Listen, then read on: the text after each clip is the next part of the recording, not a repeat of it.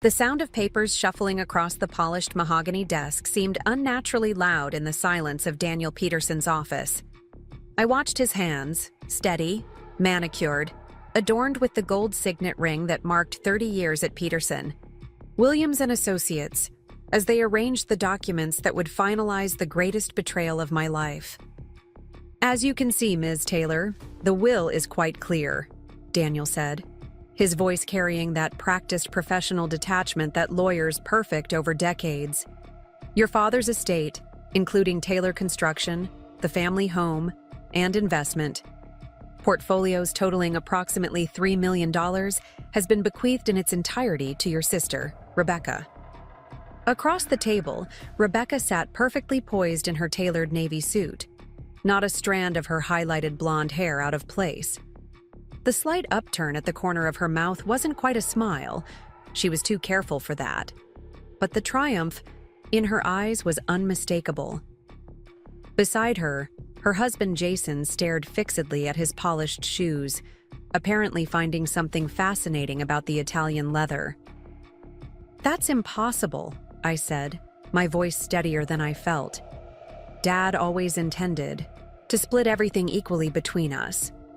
He told me so countless times, even from his hospital bed 2 months ago. Before we jump back in, tell us where you're tuning in from, and if this story touches you, make sure you're subscribed, because tomorrow I've saved something extra special for you." Daniel cleared his throat uncomfortably. "I understand this is difficult, Emma, but the will was executed properly with witnesses while you were—" He hesitated, searching for the delicate phrasing. "While you were indisposed." Indisposed. The clinical term for being in a medically induced coma after a head-on collision that shattered my left leg and collapsed my lung. The accident that happened, coincidentally, just 3 days after my father suffered his fatal heart attack. The convenient timing that kept me trapped in Mercy General Hospital, breathing through tubes, while Rebecca apparently convinced our grief-stricken father to change his will on his deathbed. "May I see it?" I asked, extending my hand. My arm still bore the fading bruises from IV lines, a visible reminder of what I'd endured while my sister had been busy securing her future. Daniel passed me the document. It looked official enough, legal. Language, notary stamps, witness signatures. My father's signature at the bottom, shaky but recognizable. Dated just 2 days after my accident, 1 day before his death.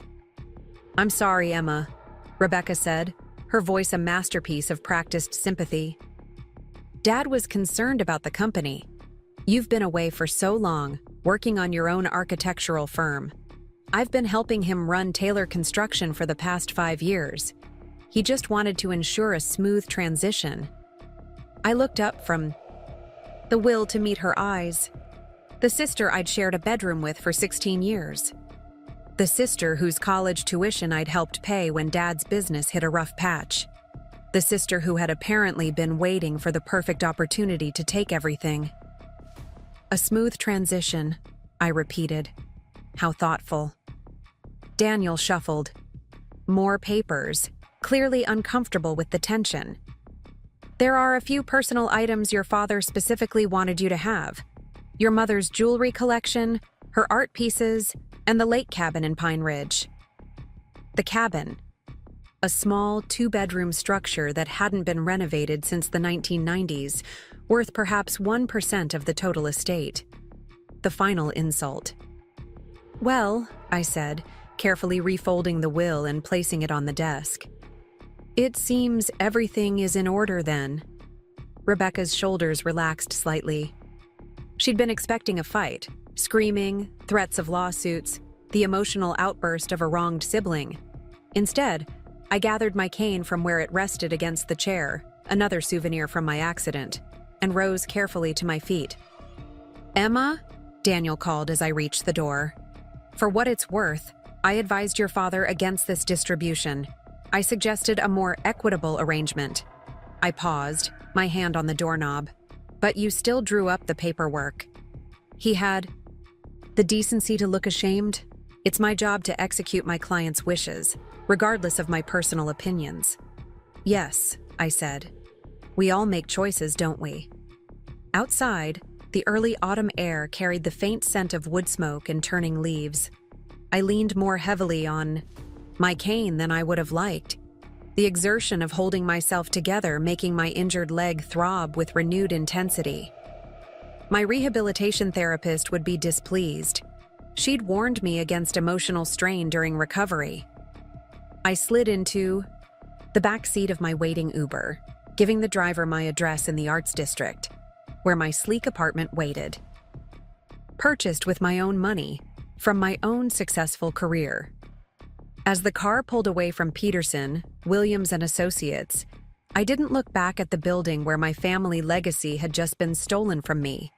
Instead, I pulled out my phone and dialed a number I'd been reluctant to call until now.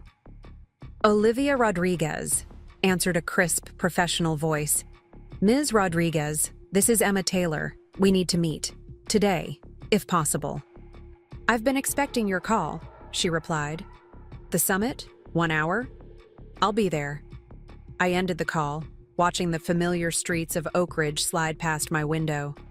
The city where the Taylor name had meant something for 3 generations. My grandfather had started with a single truck and a toolbox, building homes for returning veterans after World War II. My father had expanded into commercial construction, securing the contracts that transformed Oak Ridge's skyline over the past 30 years. And now it all belonged to Rebecca, who had never lifted a hammer in her life. But what my sister didn't know, what she couldn't know, was that I had been suspicious long before today's meeting. The lake cabin she thought was such a worthless consolation prize held secrets she couldn't begin to imagine. And I had spent my 6 weeks in hospital planning for exactly this moment. By the time my Uber reached the summit, Oak Ridge's most discreet restaurant for those conversations best had away from prying eyes. The pain in my leg had subsided to a dull ache. I checked my reflection in my compact mirror, still pale from my hospital stay. Dark circles under my eyes not fully concealed by makeup, but presentable, professional, composed.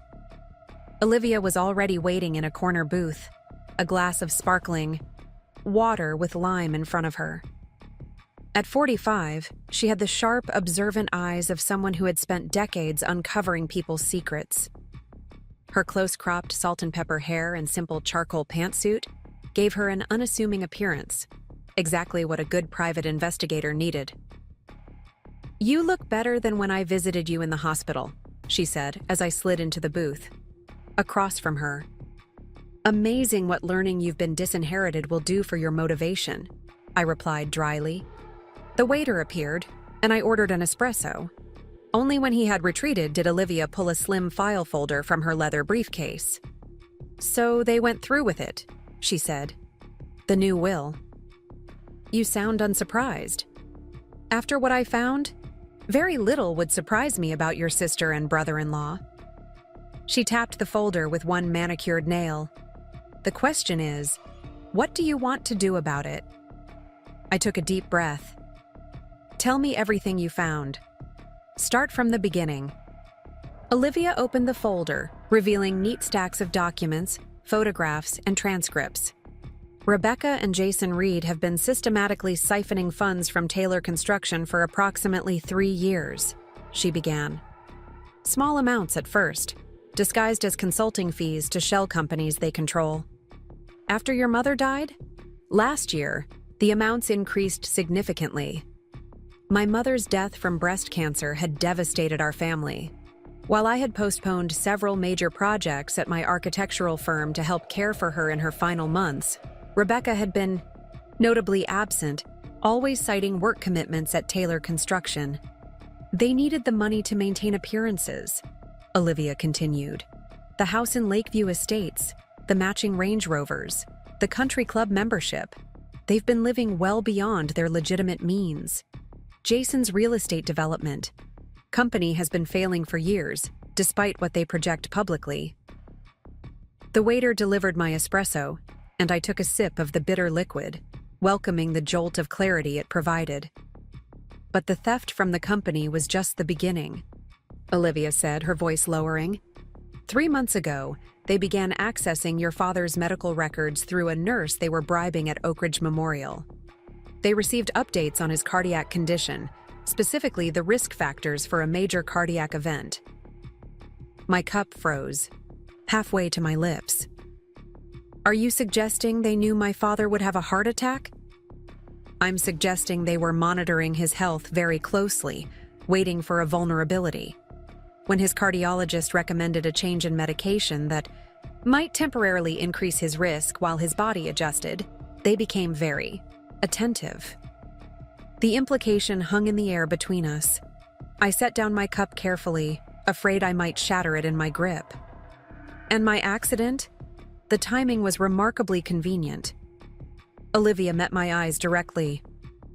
Your brake lines had been tampered with, Emma. The police report ruled it mechanical failure, but I had an independent mechanic examine the evidence photos. Preparing and narrating this story took us a lot of time, so if you are enjoying it, subscribe to our channel. It means a lot to us. Now back to the story. Someone with basic knowledge of automobiles could have caused that specific failure. The world seemed to tilt slightly on its axis. I had suspected Rebecca's manipulation of our father's will while I was hospitalized. I had even considered that she might have been stealing from the company. But sabotaging my car?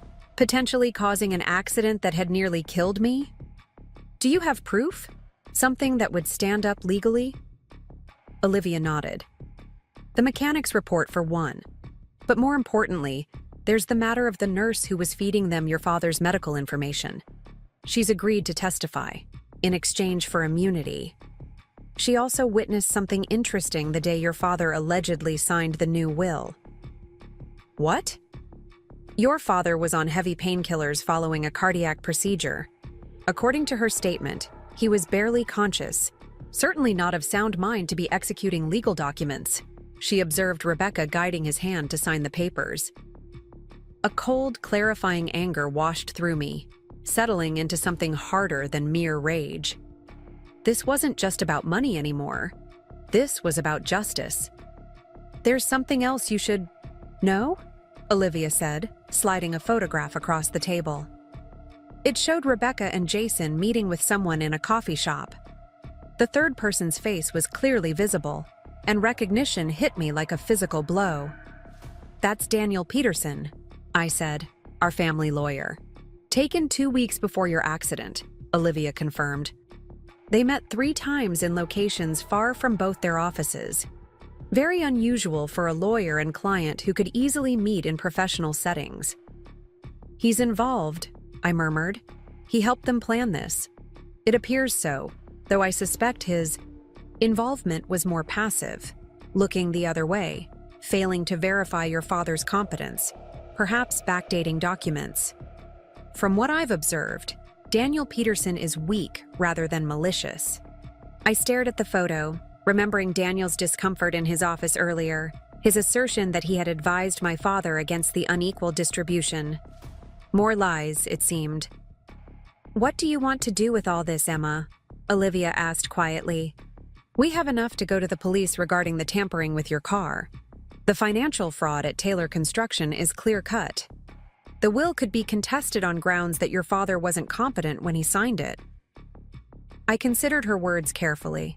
Each option she presented was valid. Each would likely succeed. But something felt incomplete about those paths.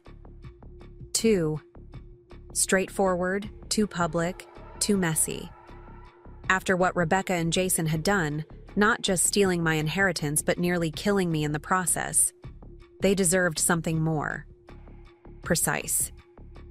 There's one more option, I said slowly. But first I need to retrieve something from the cabin at Pine Ridge.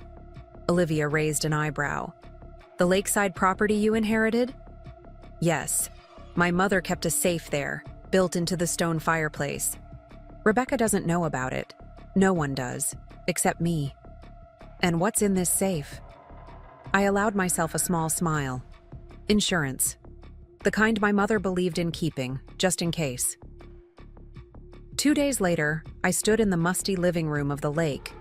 Cabin, inhaling the familiar scent of pine and old books that had permeated the small building for as long as I could remember.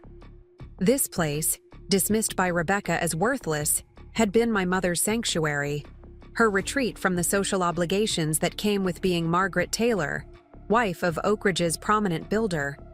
Here, she had taught me to fish, to build a fire, to identify constellations in the unpolluted night sky.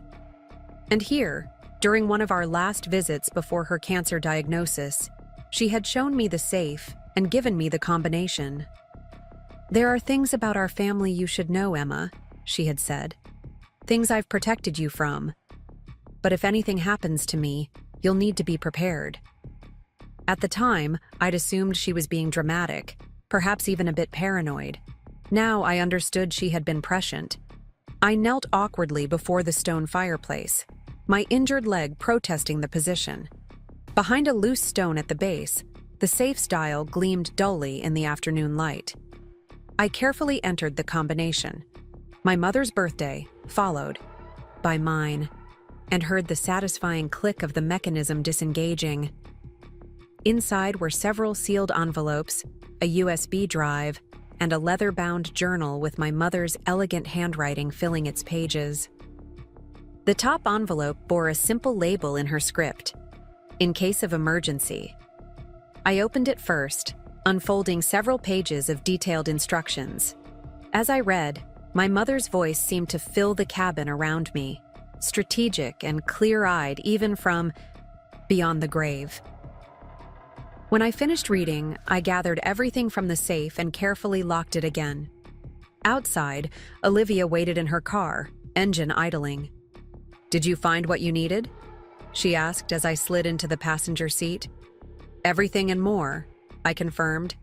"We need to make one more stop before we head back to Oak Ridge." "Where to?" "First National Bank. There's another safe deposit box we need to access." The pieces were falling into place now, the strategy crystallizing. Rebecca thought she had won, thought she had secured everything of value in our father's estate. She had no idea what was coming. 1 week later, I was back in Daniel Peterson's office, this time without an appointment. His secretary tried to stop me, but I walked past her with purpose, ignoring her protests. My physical therapist would be pleased. I barely needed the cane anymore, strength returning to my injured leg with each passing day. Daniel looked up from his desk, startled by my unannounced entrance. "Emma," he said, quickly composing his features. "I didn't know we had a meeting scheduled." "We don't," I replied, taking the seat across from him without being invited. "But I think you'll want to hear what I have to say." He shifted uncomfortably, straightening papers on his desk. "If this is about your father's will, I understand your disappointment, but legally—" "This isn't about that will," I interrupted. "It's about the real one." His hand froze mid-motion. "I don't understand." I reached into my bag and withdrew a sealed envelope, placing it carefully on his desk. "This is a copy of my father's actual last will and testament, properly executed and notarized 6 months ago. The original is in a secure location." Daniel stared at the envelope but didn't reach for it. "That's impossible. The will we executed was a fraud," I finished for him. "Signed when my father was heavily sedated, guided by Rebecca's hand according to witnesses. I have sworn statements from the medical staff who were present." A fine sheen of sweat had appeared on Daniel's forehead. "Emma, these are serious allegations." "They're not allegations, Daniel. They're facts. Facts I'm prepared to present not only to the probate court, but to the Bar Association's Ethics Committee." The blood drained from his face. "The Ethics Committee?" "Yes, they would be particularly interested in these." I placed a set of photographs on his desk, the same ones Olivia had shown me, of Daniel meeting secretly with Rebecca and Jason. 3 clandestine meetings to plan the fraudulent transfer of a $3 million estate. That's the kind of thing that ends legal careers, doesn't it? He swallowed hard, his professional composure crumbling. "I never intended," They said your father had changed his mind, wanted to keep the company intact under Rebecca's management. They convinced me it was what William wanted. And you believed them despite 30 years of knowing my father? Despite drawing up his previous will just 6 months earlier, where he split everything equally between Rebecca and me? Daniel's shoulders slumped. What do you want from me, Emma? The truth, for starters. Then your help in setting things right. Setting things right? How? I smiled thinly. By calling a meeting. Tomorrow morning, 9 a.m., you, me, Rebecca, and Jason. Tell them it's urgent, related to some regulatory issue with Taylor Construction that requires immediate attention. And if I refuse, then by noon tomorrow, the district attorney, the probate, court, and the Bar Association will all receive copies of everything I've gathered. Your reputation, your career, your freedom, all gone.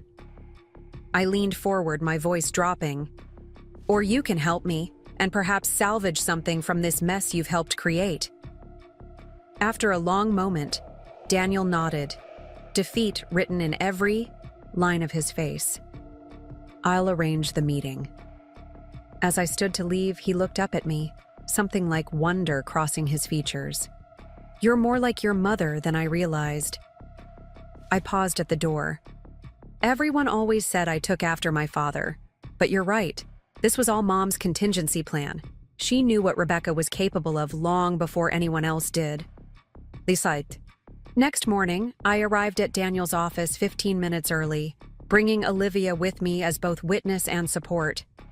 His secretary, clearly briefed on the situation, escorted us immediately to the conference room where Daniel waited, looking as though he hadn't slept.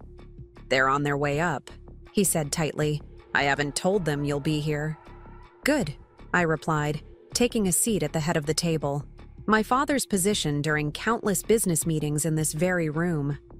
Moments later, the door opened and Rebecca and Jason entered, both freezing mid-step when they saw me. What is she doing here? Rebecca demanded, turning to Daniel. You said this was about regulatory issues. It is, in a manner of speaking, Daniel replied, gesturing for them to sit. Please take a seat. This concerns all of you.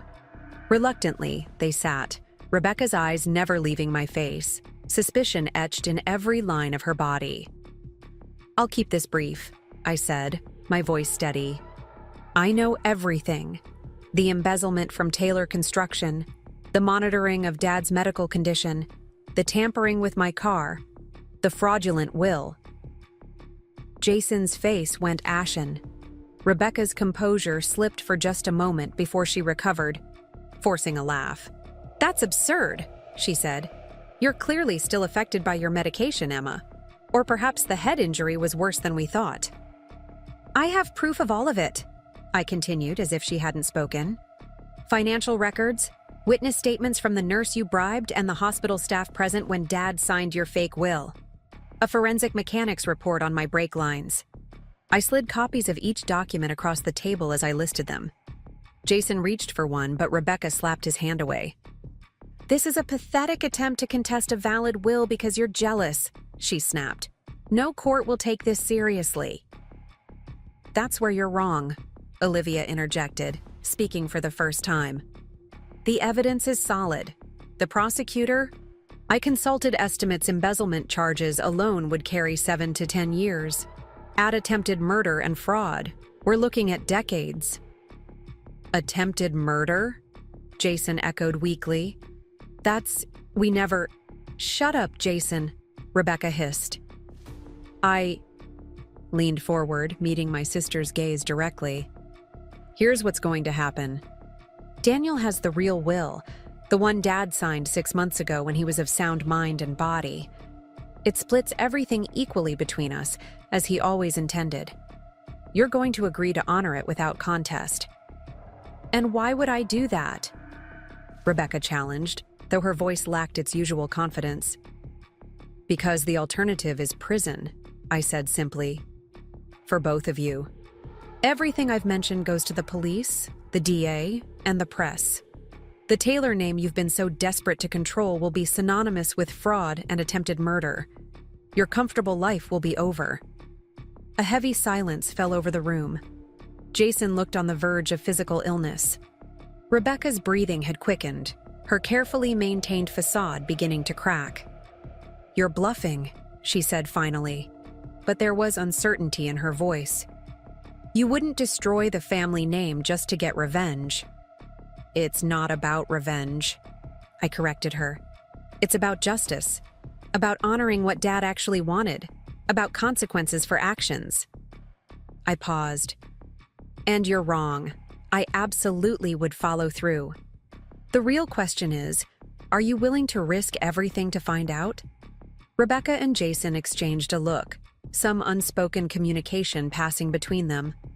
Finally, Rebecca turned back to me. "What exactly are you proposing?" "The estate divided, as per the original will. You return every penny you embezzled from the company. We establish a proper board of directors for Taylor Construction, with both of us having equal say, but neither having unilateral control. And in return, this evidence never sees the light of day. You avoid prison, maintain your social standing, keep half of what you tried to steal completely." Daniel cleared his throat. "As your legal counsel, both of your counsel, I strongly advise accepting these terms. They are extraordinarily generous under the circumstances." Rebecca's eyes narrowed as she studied my face, perhaps trying to discern if I was serious, if I would really follow through on my threats. Whatever she saw there must have convinced her, because after a long moment she gave a curt nod. "Fine. Draw up the papers." As Daniel began outlining the next steps, the legal processes required to invalidate the fraudulent will and reinstate the legitimate one, I observed my sister. The sister I had shared a childhood with, whose scraped knees I had bandaged, whose homework I had helped with. The sister who had ordered a nurse to manipulate our dying father's hand to sign away my inheritance. The sister who had quite possibly arranged for my near-fatal accident. I felt no satisfaction in her defeat, no joy in her humiliation. Only a profound sadness for what might have been, and a quiet resolve to rebuild what she had nearly destroyed. Later, as Olivia and I left the building, she asked, "Do you think they'll honor the agreement?" "They don't have a choice," I replied. "Rebecca values her freedom and social position above all else, and I made copies of everything in Mom's safe. If they try anything again, the consequences will be immediate and irreversible." Olivia nodded approvingly. "Your mother would be proud. She prepared you well." I thought of the journal I'd found in the safe, filled with my mother's observations and contingency plans, how she had documented Rebecca's troubling behaviors. Over the years, the small cruelties and manipulations that had grown more concerning as they reached adulthood. How she had quietly gathered evidence, created backups, established the very safeguards that had saved me. "Yes," I agreed softly. "She did." 3 months later, I stood on the construction site of Taylor Architectural's new headquarters, the first major project of the newly restructured company that now combined my architectural expertise with my father's construction legacy. The autumn air was crisp, leaves turning gold and crimson around the partially completed building. My phone buzzed with a message from Michael Chen, my former colleague who had been instrumental in helping me analyze the financial records Olivia had uncovered. Board meeting confirmed for Thursday. Both R&J will be there. How are you feeling about it? I typed back, "Ready? The restructuring plan is solid. Even Rebecca won't be able to argue with the projected growth." The truth was, working alongside my sister in this new arrangement was far from comfortable. The trust between us was irreparably broken. But we had established a professional detente, bound by the legal agreements that protected both of us, and by the evidence that remained, locked away, insurance against any future betrayal. As I surveyed the rising framework of the building, I thought about what my father would make of all this. The company he had built was evolving, becoming something new while honoring its foundations. The fortune he had amassed was being utilized, as he had intended, split between his daughters despite one's attempt to claim it all. And me? I was standing on my own 2 feet again, literally and figuratively. The injuries from my accident had healed, leaving only the faintest limp in cold weather. The deeper wounds, the betrayal, the loss of the sister I thought I knew, those would take longer. They might never heal completely. But I had survived. I had uncovered the truth. I had reclaimed my inheritance, not just the money and the company, but my mother's strength, my father's determination, and my own sense of justice. As I turned to leave the construction site, my phone rang again. Daniel Peterson's name flashed on the screen. Since the confrontation in his office, he had worked diligently to make amends, perhaps hoping to salvage something of his professional integrity. "Emma," he said when I answered, "I've just filed the final paperwork with the probate court. It's official now. Everything is as your father originally intended." "Thank you, Daniel. I want you to know how deeply I regret my role in all this. I should have been more vigilant, should have questioned Rebecca's claims about your father's wishes." "Yes," I agreed. "You should have. But you're making it right now. That counts for something." After we disconnected, I stood for a moment watching the construction workers assembling the framework that would eventually support the entire structure. Each beam and joint was critical. If one failed, the integrity of the whole building would be compromised. Families were like that too, I reflected. The Taylor family had fractured, critical support beams severed by greed and betrayal. But something new was being built from the foundation that remained. Something perhaps stronger and more honest than what had existed before. The inheritance my sister had tried to steal from me while I lay in a hospital bed was restored. But the real legacy? The understanding of both human weakness and strength? The knowledge of how to protect what matters? The ability to seek justice rather than mere revenge? That was the true inheritance my parents had left me. And that was something Rebecca could never take away. The meeting with Rebecca, Jason, and Daniel had gone exactly as I'd planned, but I took no pleasure in their shocked faces or stammered excuses.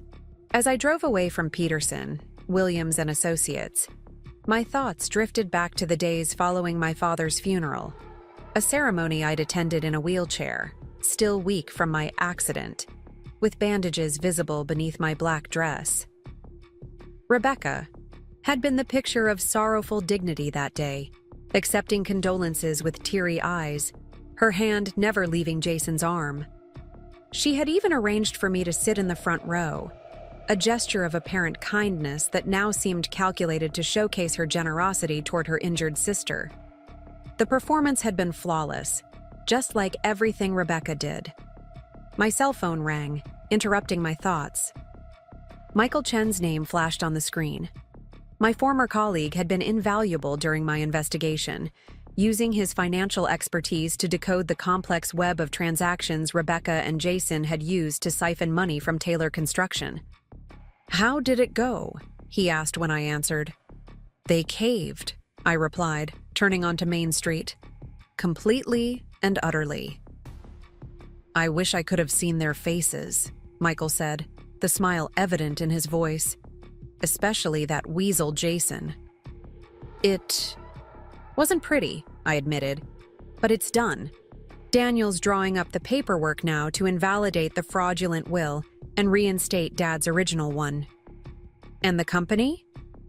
"Equal control between Rebecca and me, with a board of directors to prevent either of us from making unilateral decisions." I paused at a red light, watching pedestrians cross in front of my car.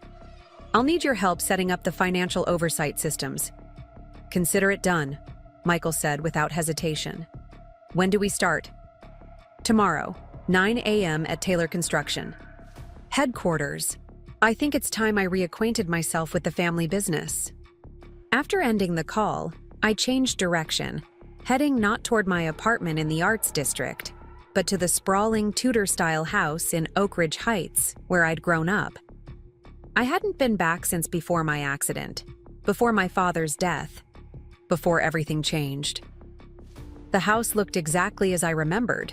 The meticulously maintained lawn, the climbing roses my mother had planted along the eastern wall, the stone pathway leading to the massive oak front door.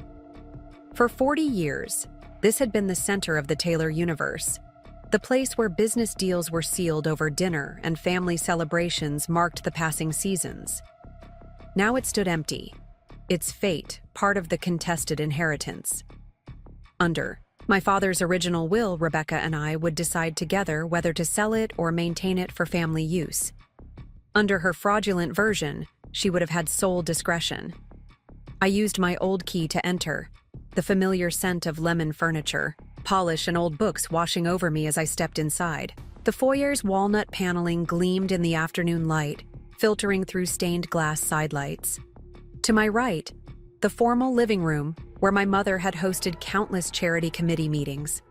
To my left, the study where my father had taught me to read blueprints when I was barely tall enough to reach his desk. I made my way to that study now, my footsteps echoing in the quiet house. The door was ajar, and I pushed it open to find the room largely unchanged, leather-bound books lining the walls, the antique globe in the corner, my father's massive oak desk dominating the space. The only difference was the thin layer of dust, covering everything. Rebecca evidently hadn't spent much time here since claiming her inheritance.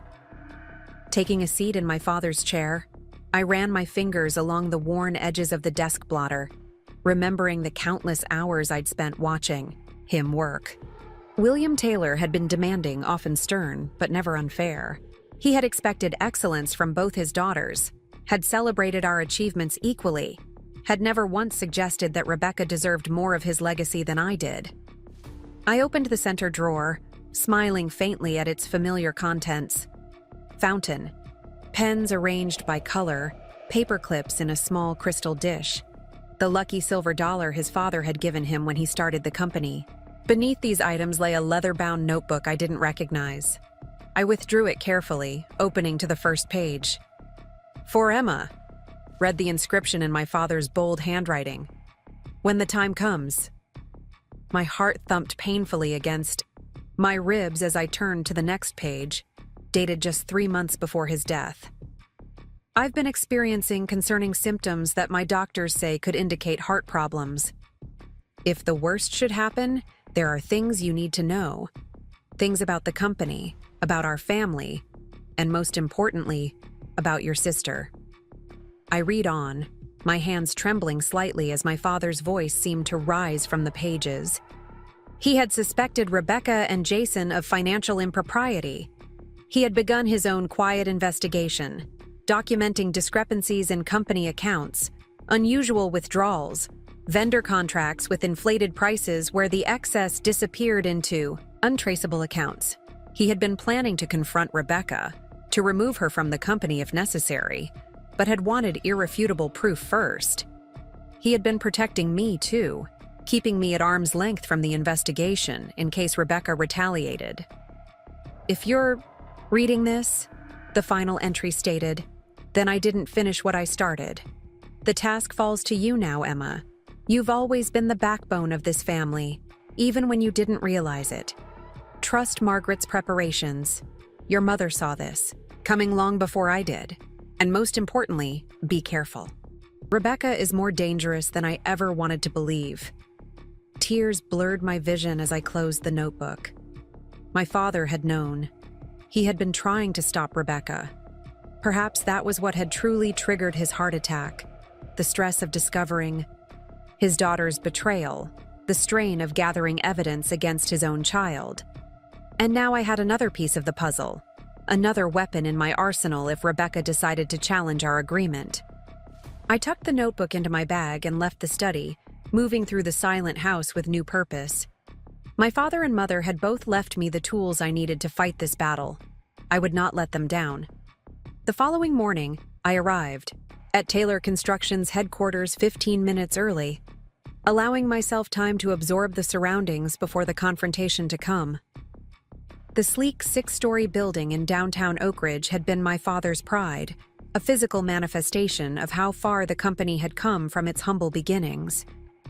The security guard at the front desk did a double take when I entered, obviously, recognizing me but uncertain how to react given the current circumstances. "Good morning, George," I said, remembering his name from my previous visits. "It's been a while." "Ms. Taylor?" he replied, surprise giving way to a genuine smile. "It's good to see you back on your feet. We were all real worried when we heard about your accident." "Thank you. I'm here for a meeting in the main conference room. I believe some other attendees will be arriving shortly." He nodded, handing me a visitor badge. "Mr. and Mrs. Reed are already upstairs. Mr. Peterson arrived about 5 minutes ago." So, Rebecca and Jason had beaten me here, perhaps hoping to establish psychological dominance by claiming the space first. It was a typical Rebecca power play, and one I had anticipated. I took the elevator to the top floor, where the executive offices and main conference room were located. The receptionist's eyes widened when I approached, but she quickly composed herself. "Good morning, Ms. Taylor. The meeting is in the main conference room. Can I get you anything? Coffee? Water?" "Coffee would be wonderful, thank you," I replied, appreciating her professionalism despite what must be a deeply confusing situation for the staff. When I entered the conference room, 4 people looked up. Rebecca and Jason on one side of the long mahogany table, Daniel and Michael on the other.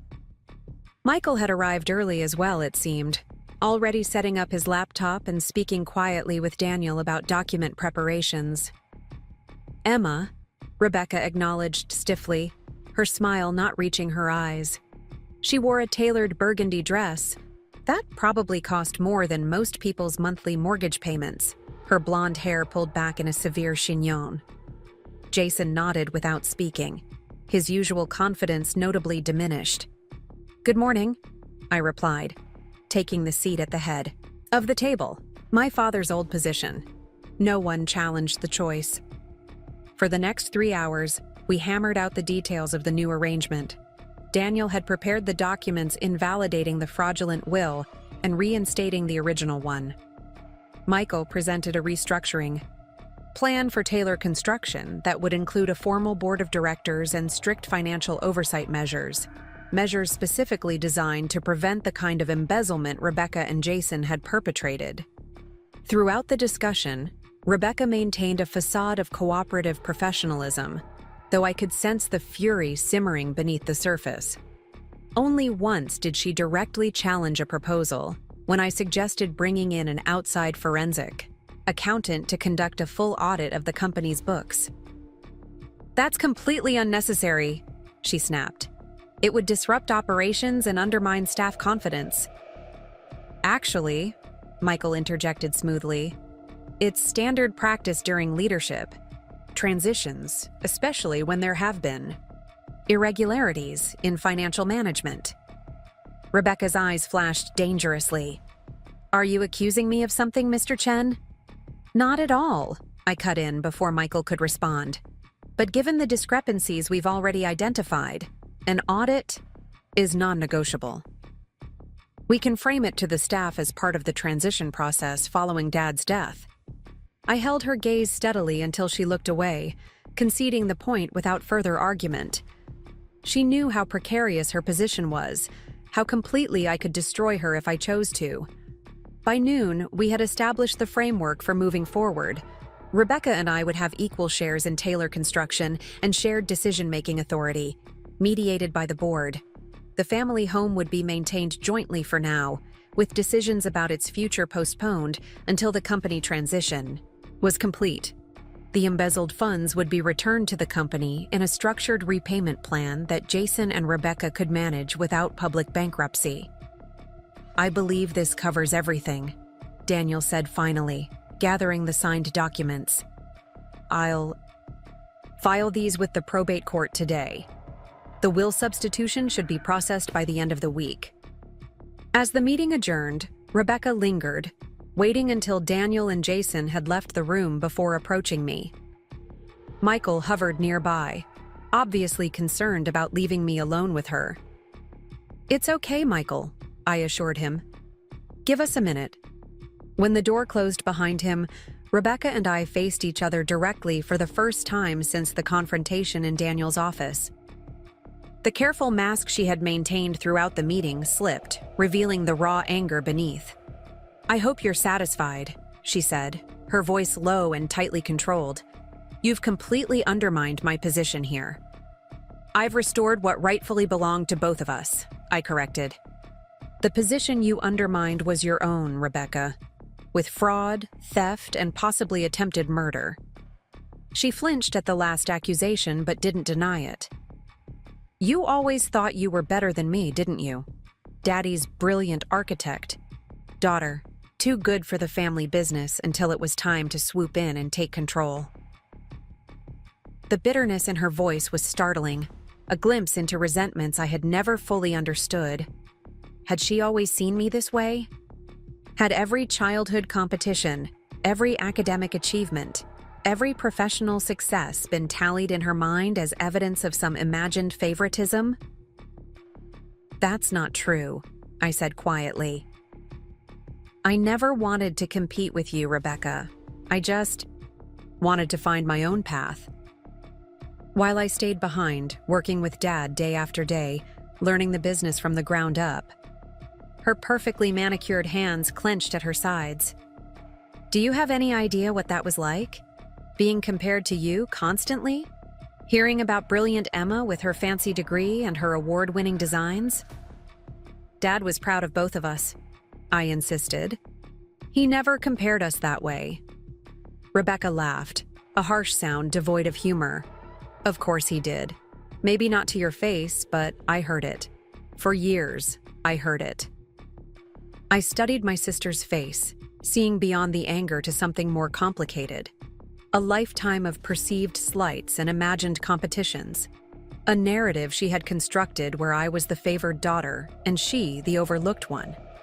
It was a distorted mirror image of the reality I had lived, and I wondered briefly if there was any bridging this gulf of perception. "Whatever you believe," I said finally, "it didn't justify what you did. Not the theft, not the fraudulent will, and certainly not tampering with my car." She held my gaze for a long moment, neither confirming nor denying the accusation. Then she straightened her shoulders, the corporate mask sliding back into place. "We have a company to run," she said coolly. "I suggest we focus on that rather than dwelling on the past." As she turned to leave, I called after her, "Rebecca." She paused at the door but didn't turn around. "I'm not dropping the evidence. If anything happens, anything at all, it goes straight to the authorities. All of it." Her shoulders stiffened, but she nodded once before exiting, leaving me alone in the conference room my father had designed at the head of the table where he had presided over countless meetings. I felt a complex mixture of emotions: relief that the confrontation was over, satisfaction that justice had been served, but also a profound sadness for the sister I had lost, or perhaps had never truly had. Michael returned a few minutes later, concern evident in his expression. "Everything okay?" "As okay as it can be," I replied, gathering my papers. "We have our work cut out for us." "You know she's going to fight you every step of the way, right? This cooperative facade won't last." I nodded, having harbored no illusions about a genuine reconciliation. Rebecca had been backed into a corner, forced to accept terms that preserved her freedom and social standing, but deeply wounded her pride. She would look for ways to reassert control, to undermine my position within the company, to reclaim what she still believed she deserved. "I'm counting on it," I told Michael. "That's why we need to be one step ahead of her at all times." The next several weeks passed in a whirlwind of activity as I immersed myself in Taylor Construction's operations. The forensic accountants Michael had recommended conducted their audit, uncovering even more financial irregularities than we had initially suspected. Rebecca and Jason had been creative in their embezzlement, using a network of shell companies and inflated vendor contracts to siphon funds for nearly 4 years. I established an office in what had been my father's suite, deliberately leaving his personal items in place while adding my own touch with architectural models and design books. The message to employees was clear. William Taylor's legacy continued, through me, while Rebecca operated from a different office on the same floor, maintaining her existing role in client relations.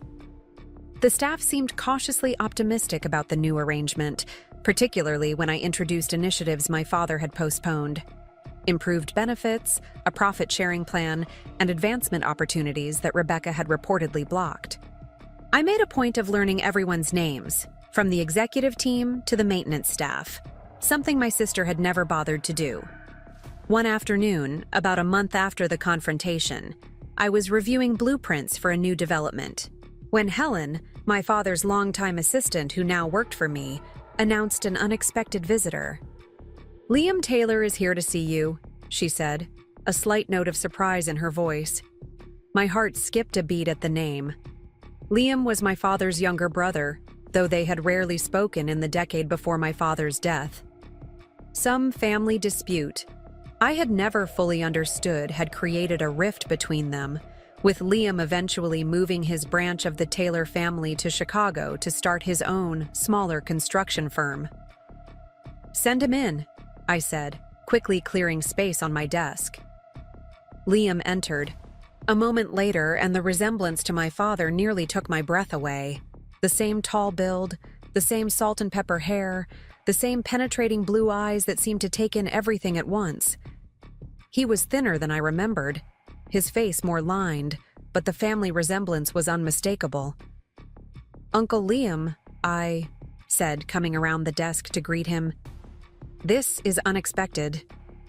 He embraced me briefly, then stepped back to study my face. "You look like your mother," he observed, a hint of sadness in his voice.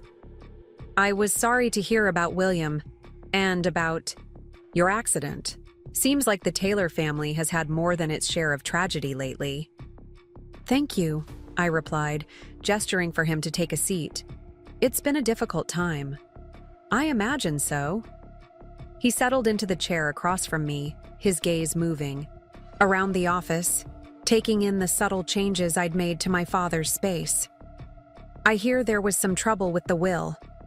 I hesitated, uncertain how much he knew or how much I should share.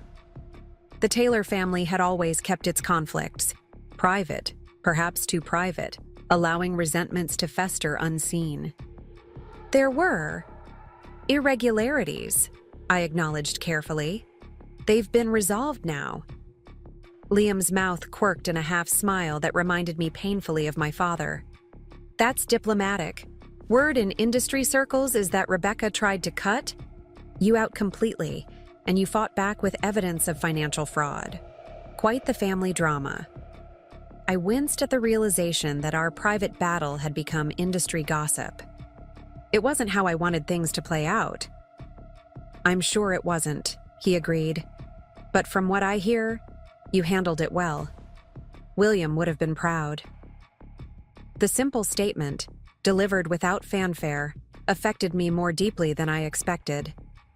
Tears pricked at my eyes, and I blinked them back quickly, unwilling to break down in front of this uncle I barely knew. "Why are you here, Uncle Liam?" I asked directly. "After all these years?" He leaned forward, resting his elbows on his knees. "I owe you an explanation about the rift between your father and me. It seems relevant now, given what's happened with Rebecca." I waited, sensing that whatever he had come to say was difficult for him. 20 years ago, I discovered financial irregularities in Taylor Construction's books," he began. "Your father and I were equal partners then, though he was always the face of the company. What I found was troubling. Funds being diverted, contracts manipulated, the same kind of things you apparently uncovered with Rebecca." A chill ran through me. "Are you saying my father was embezzling from the company?" Liam shook his head firmly. "No, it was Henry Reed." "Henry Reed?"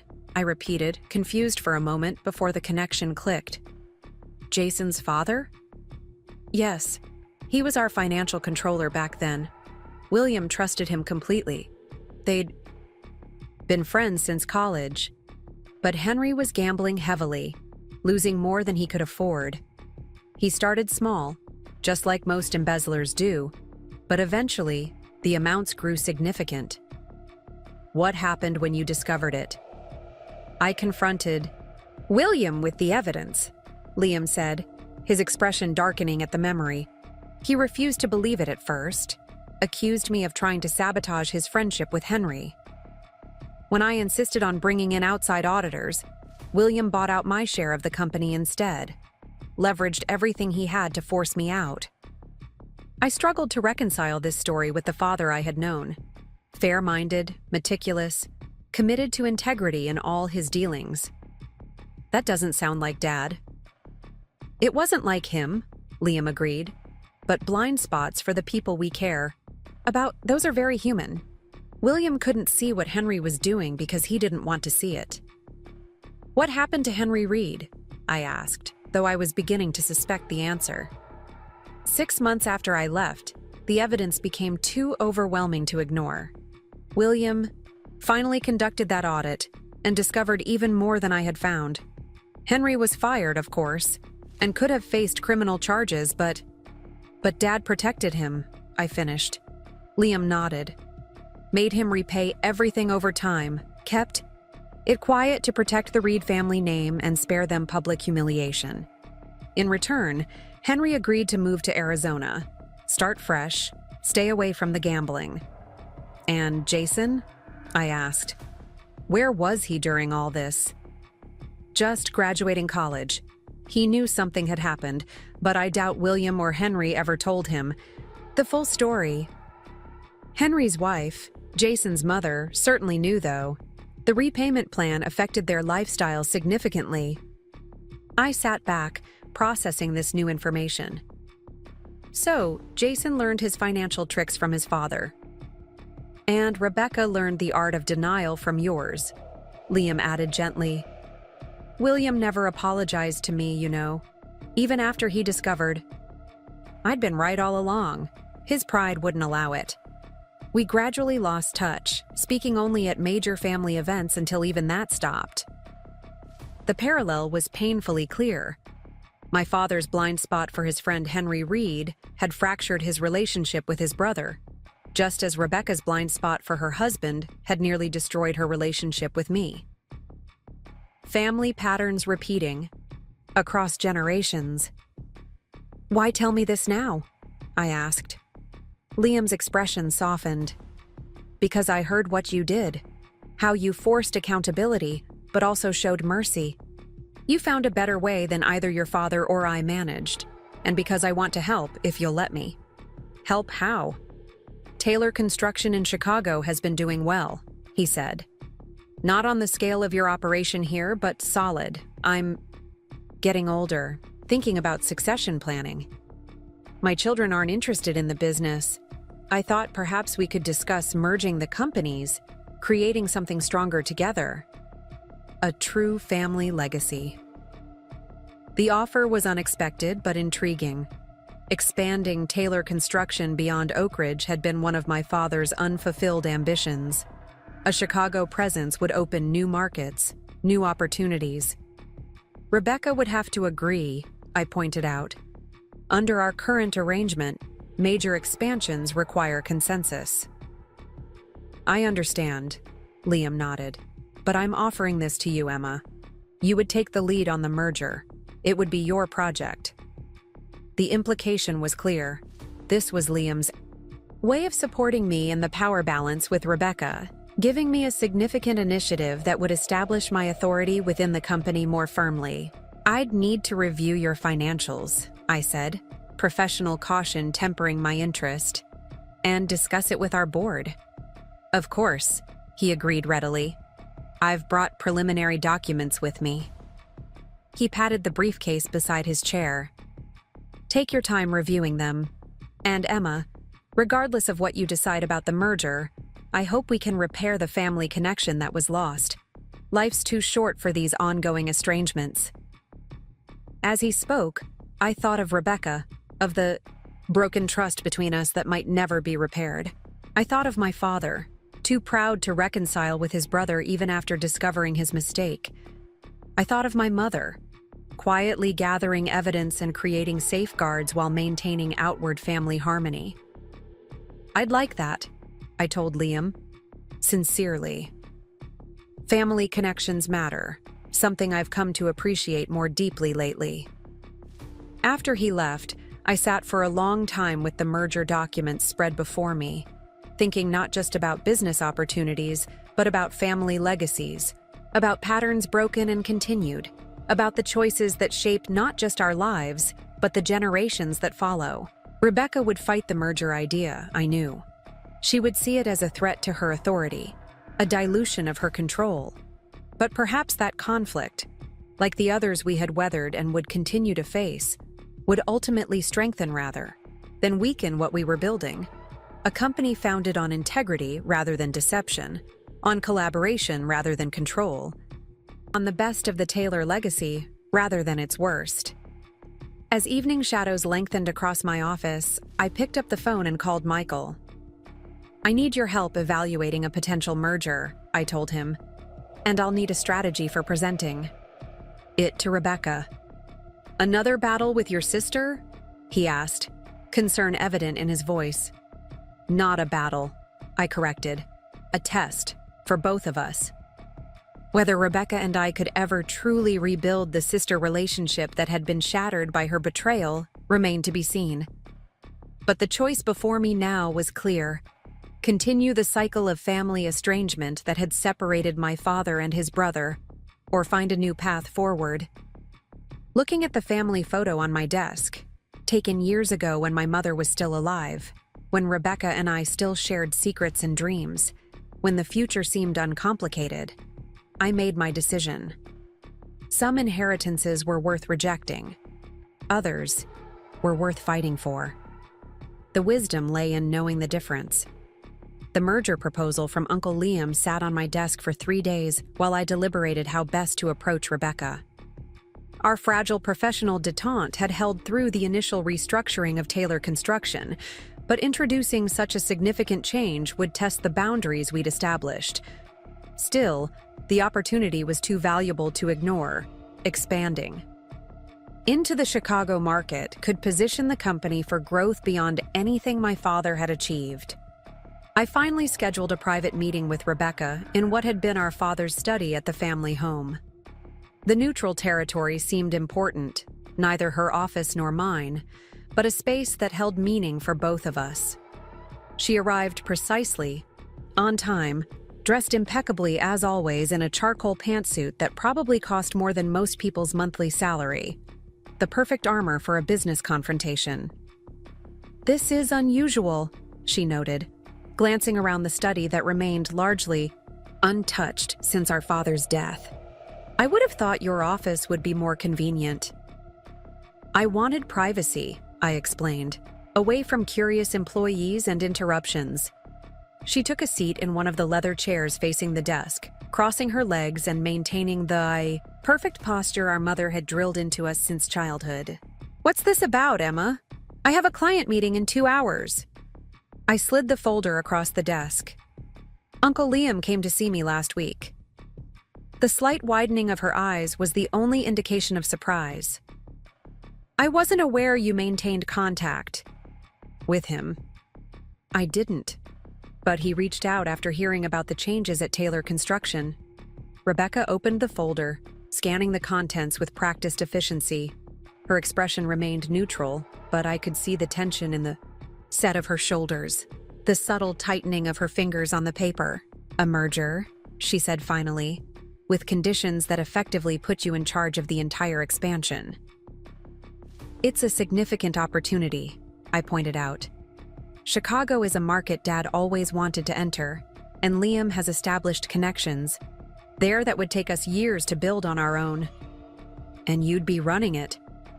Her voice was flat, the accusation clear. I'd be overseeing the initial integration, I corrected. The day-to-day operations would remain with Liam's existing team while we establish protocols and systems alignment. She closed the folder with deliberate care. This feels like a power play, Emma. First the restructuring, then the audit, now this. Are you trying to force me out? I met her gaze directly.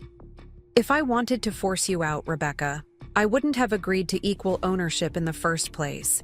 I would have pressed charges and watched you and Jason face the consequences of your actions. The reminder hung in the air between us, sharp and unavoidable. Her mouth tightened into a thin line. Then, what is this about? It's about business, I said simply. A smart opportunity that benefits the company. That benefits both of us. Except you get the glory of spearheading the expansion while I what? Sit in Oak Ridge managing the status quo? The bitterness in her voice was palpable and not entirely unfounded. I took a breath, considering how to bridge the divide between us, or at least create a functional working relationship where a true, sisterly bond might be impossible. I thought you might take this approach, I acknowledged. So I have a counter-proposal. You continue overseeing client relations here in Oak Ridge, which has always been your strength. I'll lead the Chicago integration, and together, we'll expand Taylor Construction's design services division, bringing my architectural background and your client network together to create something neither of us could build alone. She studied me, suspicion warring with interest in her expression. Design services would be a joint venture, equal input, equal control. Equal everything, I confirmed. We'd develop it together from the ground up.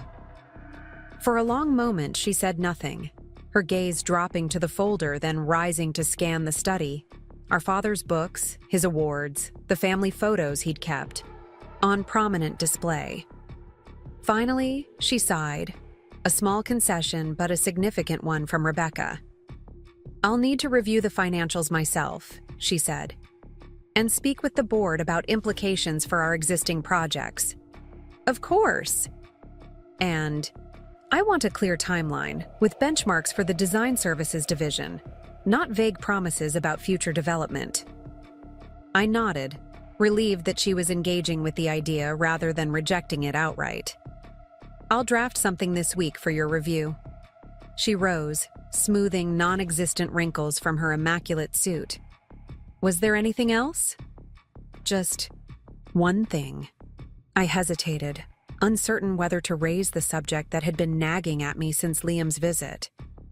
Uncle Liam told me about what happened with Jason's father, about the embezzlement 20 years ago. Rebecca went very still, her expression unreadable. What about it? Did you know? About Henry Reed's history with the company? Of course, I knew, she replied, a hint of defensiveness creeping into her tone. Dad told me when Jason and I got engaged.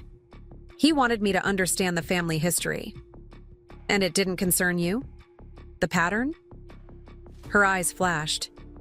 Jason is not his father. No, I agreed quietly. Based on what Liam told me, he's worse. Henry at least had the decency to accept responsibility and make amends. That's unfair, Rebecca snapped. Jason was cooperating fully with the repayment plan until... She stopped abruptly, realizing she'd said too much. Until what, Rebecca? Until you were caught? Until the consequences became real? She gathered her purse, a clear signal that she considered the conversation over. I'll review the merger proposal and get back to you by Friday. As she reached the door, I called after her. Does Jason know about his father? She paused, one hand on the doorknob.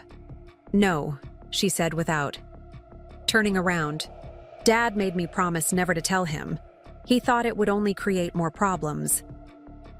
After she left, I sat in our father's chair, contemplating the complexities of family secrets and the damage they could cause. William Taylor had protected Henry Reed at the cost of his relationship with his brother. He had made Rebecca promise to keep that secret from her husband, perhaps inadvertently creating the conditions for history to repeat itself. And I had kept my own secrets. The evidence of Rebecca and Jason's crimes remained secured in multiple locations. Insurance against future betrayal. Where did protection end and destructive secrecy begin? The merger negotiations progressed over the next several weeks, with Rebecca proving herself to be a surprisingly constructive partner once she'd accepted the basic premise. She identified potential client conflicts that hadn't occurred to me, suggested modifications to the financial structure that actually improved the terms, and even reached out to Liam directly to discuss operational questions. Meanwhile, I dove into the design services division concept, developing a business plan that would position Taylor Construction as a full-service firm, offering both construction and architectural design under one roof. It was an idea I'd suggested to my father years ago, before leaving to start my own architecture practice, but he had been resistant to changing the company's core identity. Now, with Rebecca's client relationships and my design expertise, we had the foundation to build something truly innovative. For brief moments, working side by side on the expansion plans, I could almost forget the betrayal that had brought us to this point. Almost. The illusion of reconciliation was shattered. One Tuesday afternoon when Olivia Rodriguez requested an urgent meeting. The private investigator had continued monitoring Jason Reed's activities at my request, a precaution I hadn't shared with Rebecca. "He's meeting with Martin Davies," Olivia informed me without preamble when we met at the summit, the same discreet restaurant where she had first shared her findings about Rebecca and Jason's schemes. The name meant nothing to me. "Who is Martin Davies?" "Senior VP at Blackwell Development," she replied, sliding a photograph across the table. It showed Jason sitting at an outdoor cafe with an older man in an expensive suit. "Blackwell is Taylor Construction's main competitor in the region." A chill ran through me. "You think Jason is sharing inside information about our company?" "I think it's worse than that," Olivia said grimly. "Based on the surveillance and some financial tracking, I believe Jason is trying to orchestrate a hostile takeover." "That's impossible," I said automatically. "Rebecca and I control the company equally. No outside entity could force a takeover without one of us agreeing." "Unless one of you sells your shares," Olivia pointed out. "Or unless there's a clause in your father's will or the company bylaws that creates a vulnerability." I thought back to the documents Daniel had prepared, the restructuring we had implemented. There were protections in place specifically to prevent either Rebecca or me from selling shares without the other's approval. But there was also the performance clause, I murmured, remembering a provision my father had insisted on years ago. If the company's profitability falls below a certain threshold for 3 consecutive quarters, the board of directors can vote to bring in outside management or approve a sale. Olivia nodded. "And who controls your board?" "It's balanced. 3 members aligned with me, 3 with Rebecca, and 1 independent director approved by both of us." "And if that independent director could be swayed, perhaps through financial incentives or other persuasion?" The implications hit me with full force.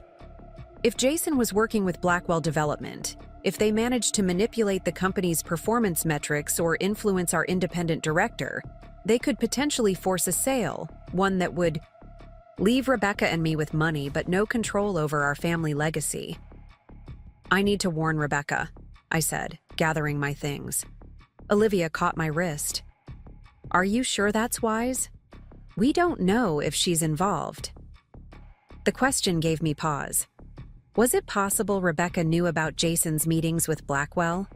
Was this her way of regaining control after being forced to accept equal partnership with me? I need to find out, I decided. But first, I need more information. Get me everything you can on Martin Davies and the current financial situation at Blackwell. And I want surveillance on our independent director, Harold Winters. Already on it, Olivia assured me. I've also taken the liberty of placing additional security measures on your home and office. If they're willing to orchestrate a hostile takeover, they might not stop there. The warning reminded me uncomfortably of my accident just after my father's death. The brake lines that had been tampered with, sending me into a head-on collision that nearly claimed my life. If Jason had been willing to go that far once, what would stop him from trying again? "Thank you," I said sincerely. "Keep me updated on any developments." Back at Taylor Construction headquarters, I asked Helen to clear my afternoon appointments and closed my office door, needing time to think. If I confronted Rebecca without proof, she would likely deny everything, potentially warning Jason that I was onto them. If I waited too long, the takeover plan might progress beyond my ability to stop it. I pulled up the company's financial reports for the past 2 quarters, looking for any signs of manipulation. Nothing obvious stood out. Revenue was slightly down compared to the previous year, but that was expected given the disruption caused by my father's death and the subsequent leadership transition. Next, I examined the projects currently in development. One in particular caught my attention: the Riverside Commercial Complex, a major development that had been secured during my time in the hospital. The contract terms seemed unusually favorable to the client, with penalty clauses that could cost Taylor Construction significantly if deadlines weren't met. I picked up the phone and called Michael Chen, who had been helping oversee our financial restructuring. "I need you to look into something," I told him after explaining my concerns. "The Riverside contract? Who negotiated it? Who approved those terms?" "I'll check and get back to you," he promised. "But Emma, if you're right about this, we need to move carefully. Accusing your sister of deliberately sabotaging company projects is serious." "I know," I sighed. "Just get me the information, and we'll decide next steps from there." While waiting for Michael's response, I found myself drawn to the small framed photo on my desk. My mother, father, Rebecca, and me at the lake cabin, taken perhaps 15 years earlier. Rebecca and I had our arms around each other, genuine smiles on our faces, no hint of the chasm that would eventually divide us. What had changed? When had competition replaced connection? When had Rebecca's ambition twisted into something darker? Something willing to sacrifice ethics and family bonds for control and status? My reflection was interrupted by a knock at my door. To my surprise, it was Jason Reed, immaculately dressed as always in a tailored navy suit, his expression pleasantly neutral. "Do you have a moment, Emma?" he asked, his tone carefully cordial. "There's something I'd like to discuss." Every instinct warned me to be cautious, but curiosity won out. "Of course. Come in." He took a seat across from me, looking oddly comfortable despite the circumstances. Jason had been noticeably absent from Taylor Construction since our confrontation, in Daniel's office, supposedly focusing on his own struggling real estate business while Rebecca handled their end of the company management. "I've been doing some thinking," he began, his voice carrying the smooth confidence that had likely served him well in business negotiations. "About the company, about the future, about this arrangement between you and Rebecca." "And?" I prompted when he paused. "And I think there might be a better way forward for everyone." He leaned forward slightly. "The merger with Liam's company is a solid idea, but limited in scope. What if we considered a larger strategic partnership? One that could take Taylor Construction national?" The vague proposal raised immediate red flags. "What kind of partnership?" "Blackwell Development has expressed interest in a potential merger," Jason said, watching my reaction carefully. "They have the national presence, the capital for expansion. Combined with Taylor's regional reputation and client base, it could be transformative." There it was.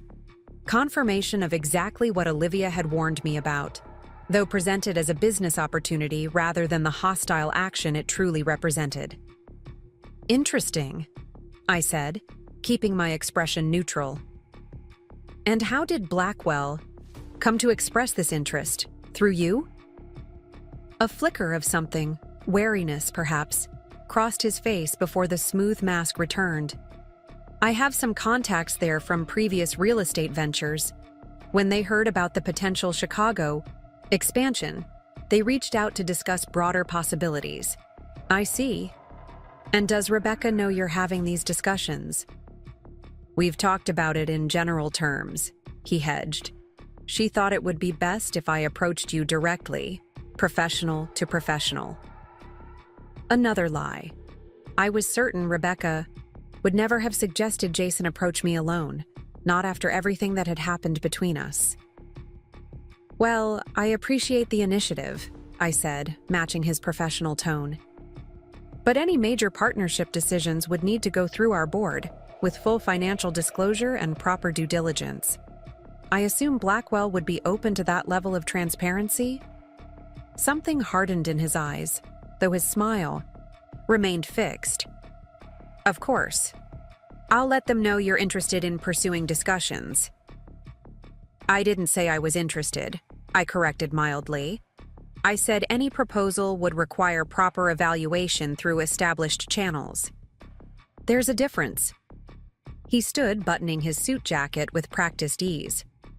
Of course, I'll relay your concerns about process. But Emma, opportunities like this don't come along often. It would be a shame to miss it because of personal complications. The thinly veiled threat didn't escape me. I never let personal feelings interfere with good business decisions, Jason. I would have thought recent events made that clear. After he left, I immediately called Olivia to update her on the unexpected visit. He's accelerating the timeline, she agreed when I described our conversation. Probably because my surveillance was spotted. They know we're watching. What's our next move? I have a contact at Blackwell, she said.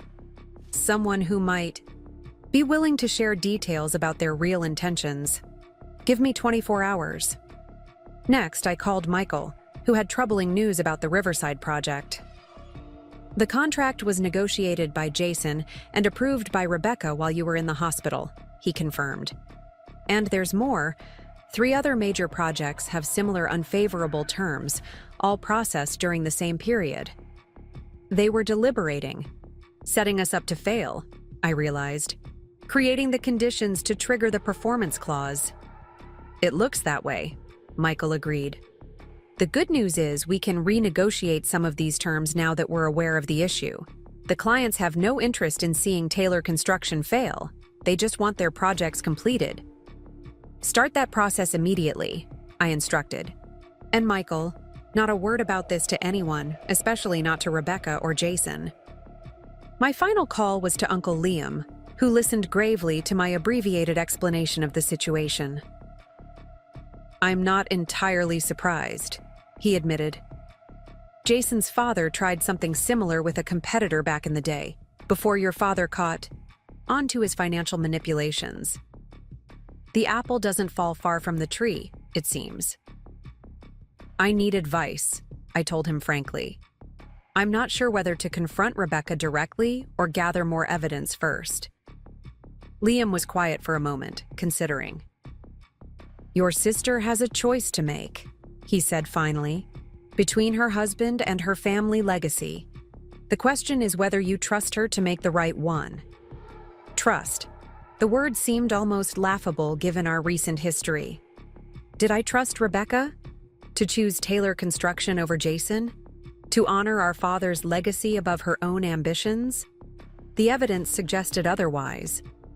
Yet something held me back from immediately assuming the worst. Perhaps it was the memory of our childhood closeness, or the glimpses of genuine engagement I'd seen during our work on the expansion plans. Or perhaps it was simply the hope that underneath the hurt and betrayal, some core of sisterly connection remained. I'll give her the chance, I decided, but I'll be prepared either way. The opportunity came sooner than expected. That evening, as I was preparing to leave the office, Rebecca appeared in my doorway, her expression uncharacteristically uncertain. Do you have dinner plans? She asked. There's something we need to discuss. We ended up at Salvatore's.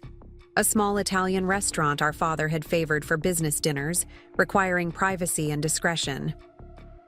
The owner, recognizing us as William Taylor's daughters, led us to a secluded booth in the back, away from other diners. After we ordered, Rebecca wasted no time. "Jason told me he spoke with you today." "He did," I confirmed, watching her carefully. "About a potential partnership with Blackwell Development."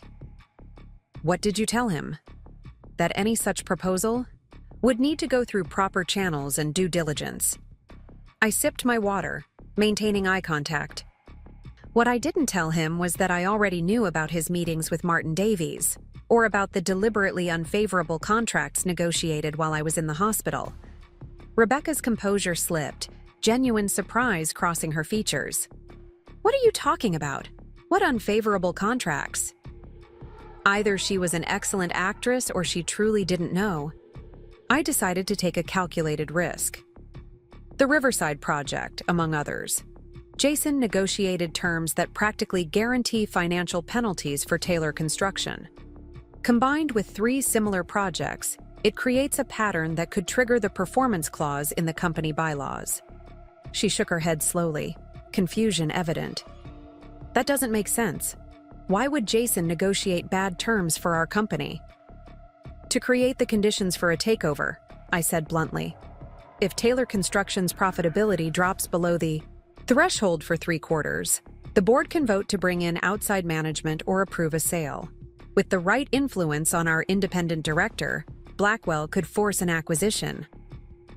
Rebecca set down her wine glass with a sharp click against the table. "You're saying my husband is deliberately sabotaging our family company to orchestrate a hostile takeover?" "That's exactly what I'm saying," I confirmed. "The question is, are you part of it?" Her eyes widened, genuine hurt flashing across her face before anger replaced it. "How can you even ask me that? After everything? After you stole my inheritance?" I interrupted. "After you potentially tampered with my car, putting me in the hospital? After you manipulated our dying father into signing a fraudulent will?" "Yes, Rebecca, I can ask that question quite easily." She flinched as if I'd struck her. "I never touched your car," she said quietly, intensity rather than volume lending weight to her words. "I would never. No matter how angry or jealous or resentful I felt, I would never have done that." For reasons I couldn't fully articulate, I believed her, at least about the car. "Then who did?" "I don't know," she admitted. "But when I found out about your accident, my first thought was relief that you were alive, not fear that you'd survive to challenge the will." "And the will itself? Dad's signature?" She looked down at her hands, her usual confidence absent. "That was my idea. Jason said we needed to secure control of the company before you recovered, that it was our only chance to keep things running the way Dad would have wanted. So you guided Dad's hand to sign documents while he was heavily sedated," I finished for her, "because Jason convinced you it was necessary." "He said we'd fix it later," she whispered. "That once things were stable, we'd amend the terms to be more fair. I knew it was wrong, but I was scared, Emma.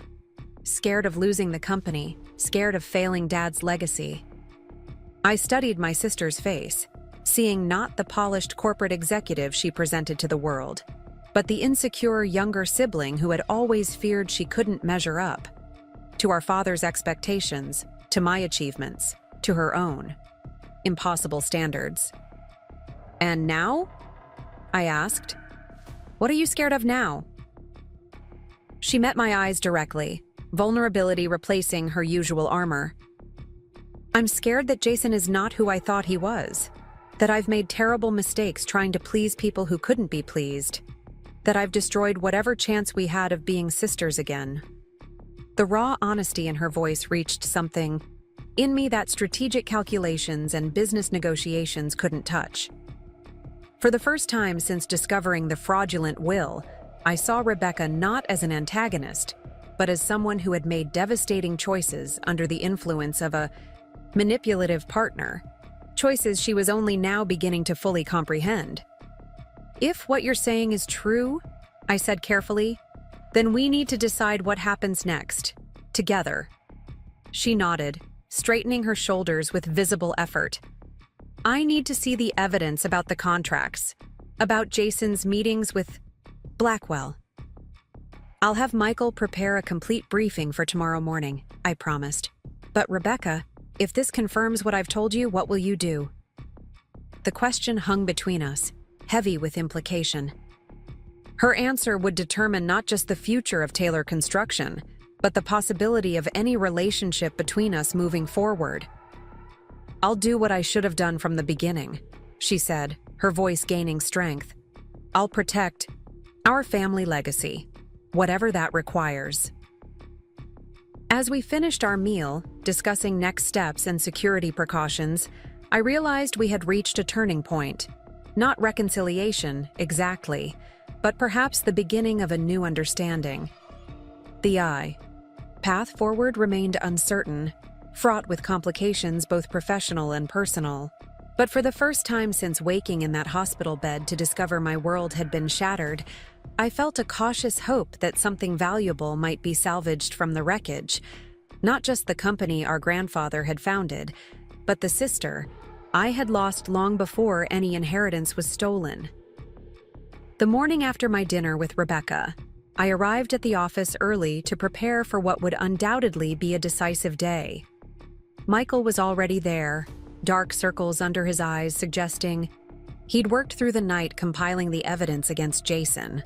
It's worse than we thought, he said without preamble, handing me a thick folder. Those contracts were just the beginning. Jason has been systematically undermining Taylor Construction's financial position for months. I flipped through the documents, a knot forming in my stomach as I absorbed the details. False invoices, canceled orders that were never reported to accounting, deliberately delayed payments to trigger penalty clauses. The pattern was unmistakable and damning. And his connection to Blackwell? I asked.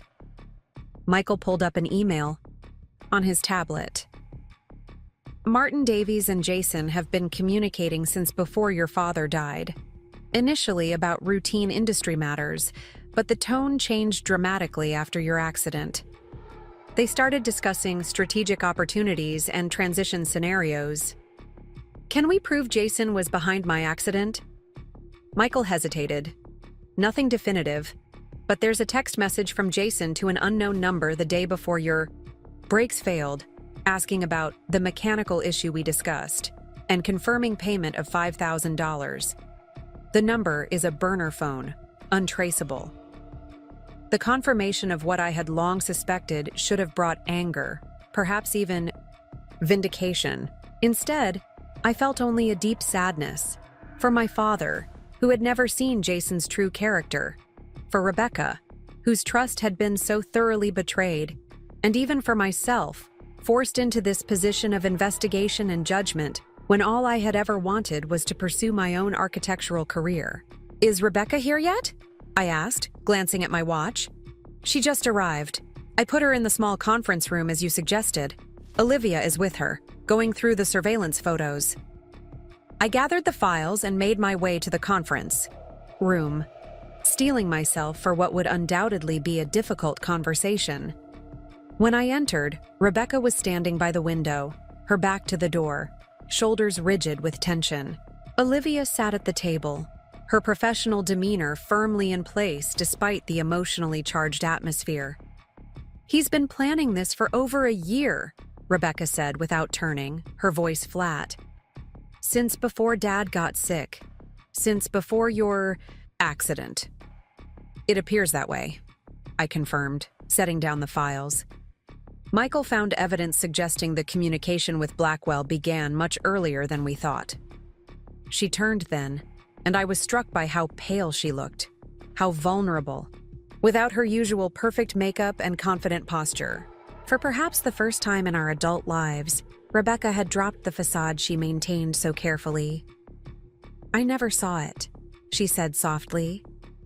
All those late meetings, the sudden interest in contracts he'd previously ignored, the insistence that we needed to consolidate control before you recovered. I thought he was being supportive, stepping up to help me protect our family legacy. He played on your concerns, Olivia observed neutrally. Used your complicated feelings about your sister and your desire to please your father to manipulate you into actions you might otherwise have questioned. Rebecca didn't dispute this assessment. She moved to the table and picked up one of the key surveillance photos showing Jason and Martin Davies in what appeared to be a tense conversation. This was taken 3 days ago, she noted. The same day he told me he was meeting with our banking partners about refinancing options. I exchanged a glance with Olivia, who nodded almost imperceptibly. The timing confirmed our suspicion that Jason was accelerating his plans, perhaps pressured by Blackwell to deliver results before our merger with Uncle Liam's company could be finalized. We need to decide how to handle this, I said, taking a seat across from Rebecca. Legally, strategically, and personally. She looked up sharply. Personally? He's your husband, Rebecca. Whatever we do next affects you on multiple levels. A bitter smile curved her lips. My husband, the man who apparently orchestrated my sister's near-fatal accident, manipulated me into defrauding my dying father, and has been plotting to sell our family company out from under us. Yes, I suppose that does complicate things personally. Her tone was harsh, but I could hear the pain underneath. The realization that her marriage, like so much else in her carefully constructed life, had been built on deception. What do you want to do? I asked quietly. She squared her shoulders, something of her usual determination returning. I want to protect Taylor Construction. I want justice for what he tried to do to you, and I want him out of my life. Those goals may be somewhat at odds, Olivia pointed out. If we pursue criminal charges for the financial fraud or the accident, it becomes public. The company's reputation will suffer, regardless of the outcome. And if we handle it privately? Rebecca asked. Then we contain the damage, but risk Jason making another attempt later, I explained. He knows too much about our operations, our vulnerabilities. Rebecca was silent for a long moment, absently turning her wedding ring around her finger. He won't stop, she said finally. Whatever approach we take, Jason will see it as a temporary setback, not a defeat. That's how he operates. She was right, and it presented us with a dilemma. Criminal charges would be messy in public, potentially damaging Taylor Construction beyond repair. A private resolution might preserve the company's reputation, but leave us vulnerable to future machinations from a man who had already proven himself dangerous and unethical. There might be a third option, Olivia suggested carefully. A compromise that achieves your primary goals while mitigating the risks. We both turned to her, and as she outlined her proposal, I felt a grudging admiration for its strategic elegance. It would require careful execution, absolute discretion, and, most challenging of all, Rebecca and me working in perfect synchronization despite our fractured relationship. But if it succeeded, it could solve our Jason problem permanently, preserve the company's standing, and even provide a measure of justice for the harm he had caused. It's risky, I cautioned when Olivia finished explaining. If any part of this goes wrong. I'll do it, Rebecca interrupted, her decision apparently made. It's my responsibility. I brought Jason into our lives, into the company. I need to be the one to remove him. I studied my sister's face, seeing determination, but also fear. Resolve mingled with uncertainty. We'll do it together, I corrected gently. That's the only way this works. The surprise in her eyes was quickly masked, but not before I caught. In surprise that after everything that had happened between us, I would stand beside her in this moment of crisis. Together then, she agreed, holding my gaze with newfound respect. When? Tonight, Olivia advised. Before Jason has a chance to move forward with Blackwell or destroy any additional evidence.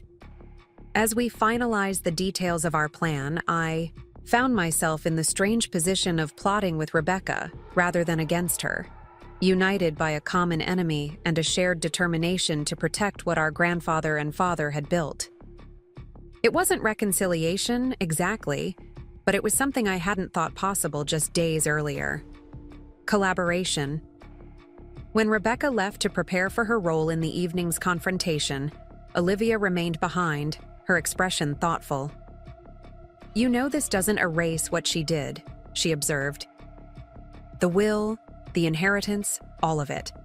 That was still her choice, even if Jason influenced her." "I know," I acknowledged, "but people are complicated. Motivations are rarely simple." "And forgiveness?"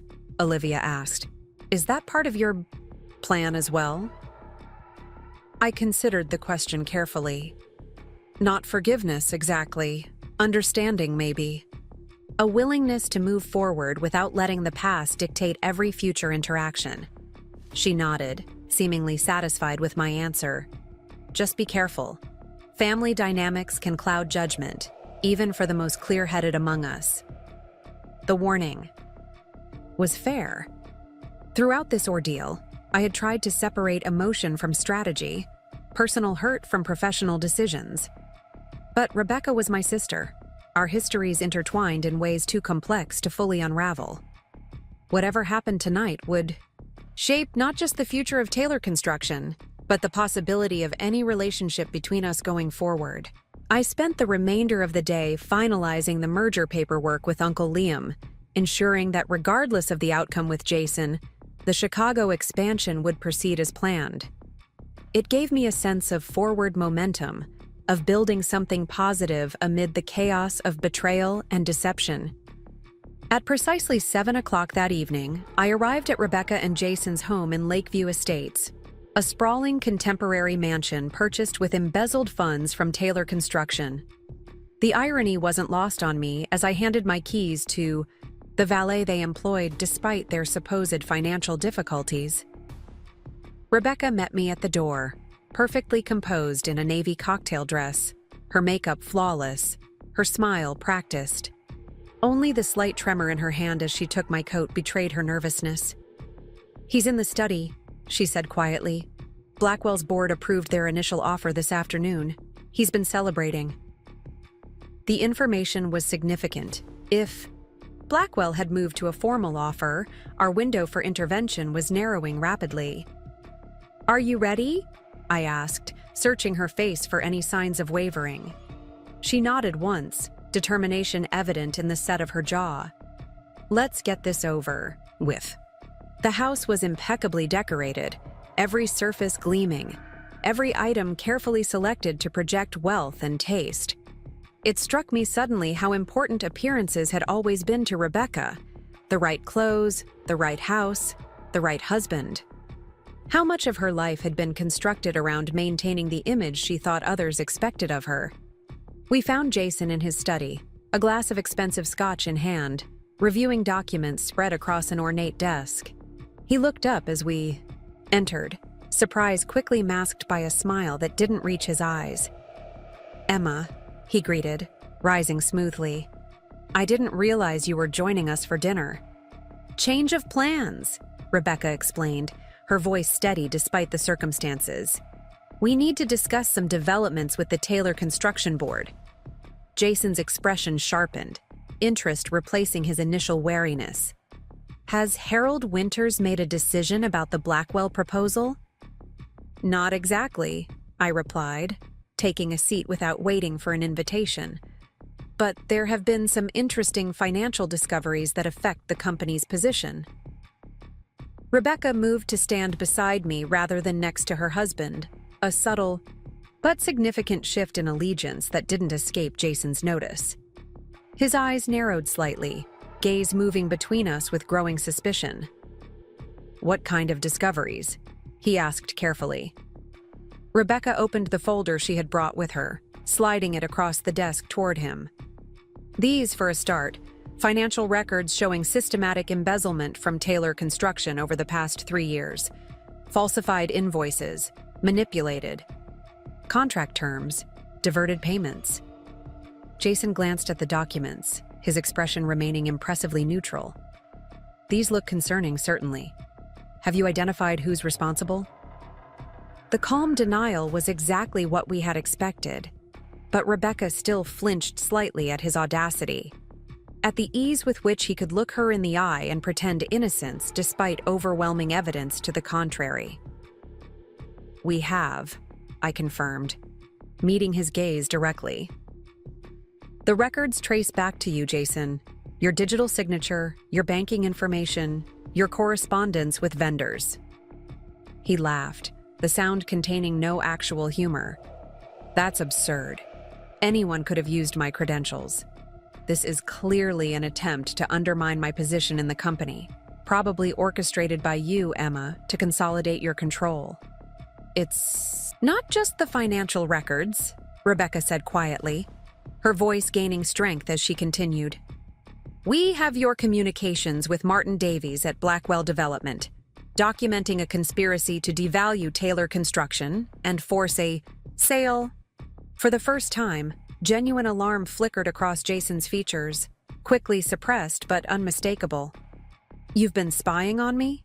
Going through my private communications?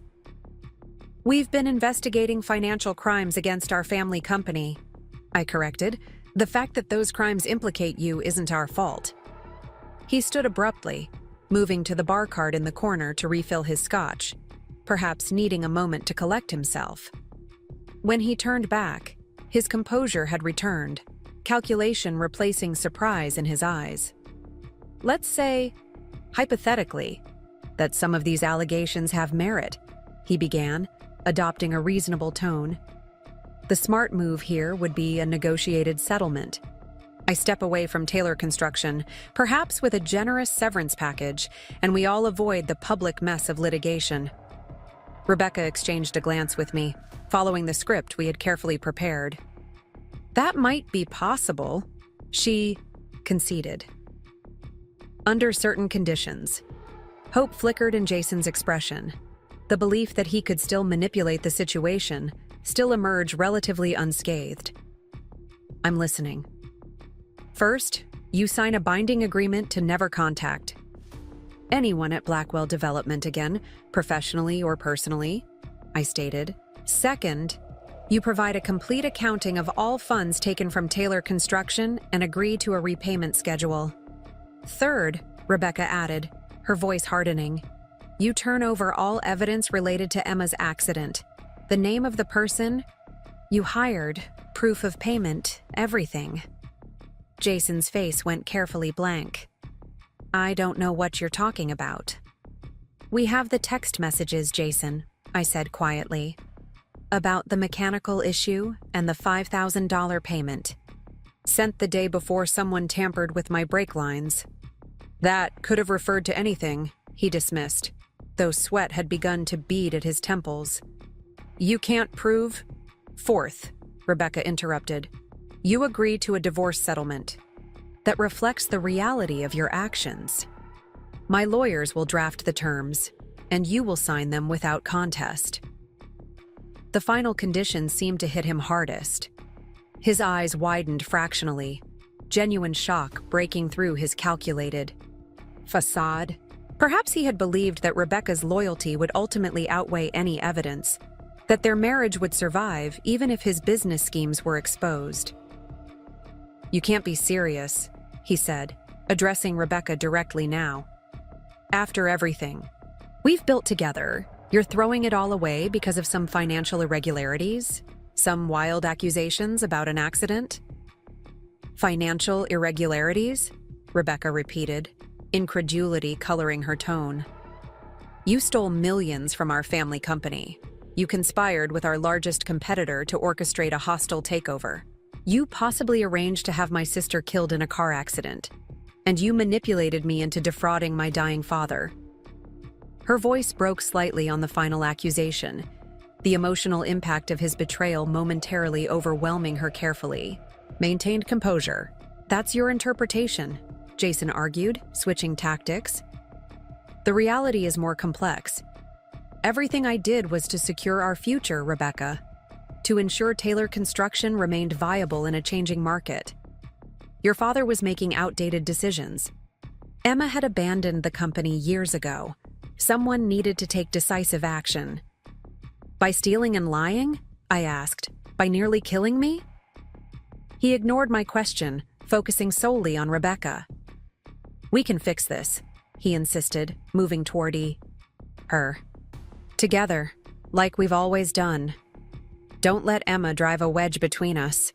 She's always been jealous of what we have, of your position in the company, of our lifestyle.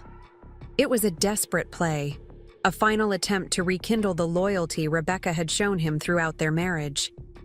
For a moment, uncertainty flickered across my sister's face, and I feared that Jason's manipulation might succeed where facts and evidence had failed. But then Rebecca straightened, stepping away from her husband's approach. You drove the wedge, Jason. Every lie, every theft, every betrayal, those were your choices, not Emma's. He stared at her, perhaps truly seeing her for the first time, not as the malleable partner he had manipulated for years, but as a woman reclaiming her own agency, her own moral clarity. You need me, he tried, one last desperate argument. You've always needed me. Without me, you're just the less talented Taylor sister trying to fill your father's shoes. The cruel assessment hung in the air between them, a final attempt to wound Rebecca where she was most vulnerable. Her insecurities about her place in the family legacy, her fear of inadequacy compared to our father's achievements.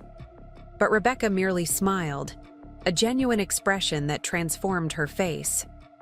Maybe I am, she acknowledged, but I'd rather be honest about my limitations than build my life on lies and theft. She turned to me. I think we're done here. Jason has until tomorrow morning to decide whether he accepts our terms or faces criminal charges. As we moved toward the door, Jason called after us, desperation finally breaking through his controlled facade. You won't do it. You won't risk the public scandal, the damage to the company's reputation. I paused, looking back at the man who had nearly destroyed our family in pursuit of wealth and control. You underestimated us once before, Jason. I wouldn't make that mistake again. Outside, in the cool evening air, Rebecca exhaled slowly, weeks of tension seemingly leaving her body with that single breath. He'll fight, she predicted. He's too proud, too convinced of his own cleverness, to accept defeat gracefully. Probably, I agreed, but he's also practical. When he weighs his options, criminal charges versus a private settlement, I think his pragmatism will win out. We walked to our separate cars in silence, the confrontation having drained both of us. As Rebecca reached for her door handle, she hesitated, turning back to me with an expression I couldn't quite read. Thank you, she said simply, for standing with me tonight. You didn't have to. Yes, I did, I replied. He hurt both of us, in different ways, and Taylor Construction needs both of us to recover from the damage he's done. She nodded, accepting this professional justification for what had been, perhaps, a more complex personal choice on my part. I'll call you in the morning after I hear from him. Be careful, I cautioned. Jason has nothing left to lose now, if he decides to fight rather than settle. I know, she acknowledged. I've arranged to stay at the lake cabin tonight, somewhere he won't think to look immediately. The mention of the cabin, the place our mother had hidden her evidence, the supposed consolation prize in the fraudulent will, struck me as fitting. Rebecca was returning to the very place that had ultimately saved me, seeking her own form of sanctuary. Good, I said. I'll have Olivia keep an eye on the house, just in case. As I drove home, the events of the evening replayed in my mind. Jason's cool denial, his pivot to negotiation when confronted with evidence, his final desperate attempt to manipulate Rebecca, all consistent with the calculating personality that had orchestrated such elaborate deception. Yet something about the confrontation nagged at me, a loose thread in an otherwise tightly woven narrative. Jason had seemed genuinely shocked by Rebecca's decision to divorce him, suggesting he hadn't anticipated her breaking point. But he had. Also moved too quickly to damage control, as if he had prepared for the possibility of exposure. Most troubling was his reaction to the accusation about my accident. He had dismissed it too casually, too confidently. Most people, when falsely accused of attempted murder, respond with outrage, with emphatic denial. Jason had merely deflected, suggesting we couldn't prove anything. I called Olivia from my car, sharing these concerns. "Keep the surveillance on the house tonight," I instructed, "and see if you can get access to his phone records from the days surrounding my accident. I want to know who he was communicating with." "You think there's more we don't know?" she asked. "I think Jason is the type to have contingency plans," I replied, "and I don't want to be surprised by whatever he might do next." The following morning brought news that confirmed my suspicions. Jason had vacated the house sometime during the night, taking only a small suitcase and his passport. More concerningly, he had accessed the Taylor Construction servers remotely, downloading sensitive financial and client information before his credentials could be revoked. "He's running," Michael concluded when we gathered in my office to assess the situation. "The question is where and what he plans to do with that information." Rebecca, who had returned from the lake cabin at my urgent summons, looked exhausted, but resolute. "He has dual citizenship with Italy through his mother's family. That would be my guess, somewhere with limited extradition options." Olivia nodded in agreement.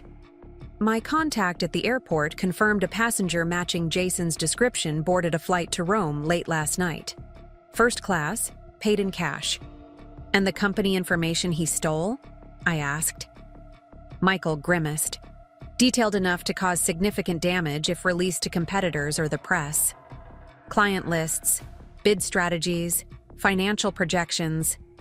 Essentially a roadmap of Taylor Construction's operations for the next 2 years." The implications were clear. Jason might have fled, but his capacity to harm the company remained substantial. If he decided on revenge rather than self-preservation, he could potentially fulfill his original goal of devaluing Taylor Construction, making it vulnerable to acquisition even without his direct involvement. "We need to get ahead of this," I decided. "Contact all major clients personally, advise them of a potential data breach without specifying details. Accelerate the merger with Uncle Liam's company to stabilize our market position, and implement the crisis communication plan we developed after the Will situation." Rebecca surprised me by adding, "I'll reach out to Martin Davies at Blackwell. Jason may attempt to continue their arrangement remotely. Better to cut that off directly." "You think Davies will admit to the conspiracy?"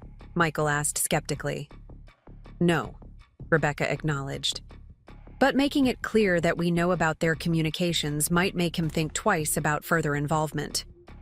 Blackwell has its own reputation to protect." As the meeting adjourned and the others left to implement our countermeasures, Rebecca lingered, her expression troubled. "This is my fault," she said quietly when we were alone. "I brought Jason into our lives, into the company. I defended him to Dad, to you, to anyone who questioned his intentions. Everything that's happening now stems from my poor judgment." The self-recrimination in her voice was painful to hear, not because I disagreed with her assessment, but because I recognized in it the same crushing guilt I had sometimes felt about my own failures and missteps. "You made mistakes," I acknowledged, seeing no benefit in false comfort. "Serious ones.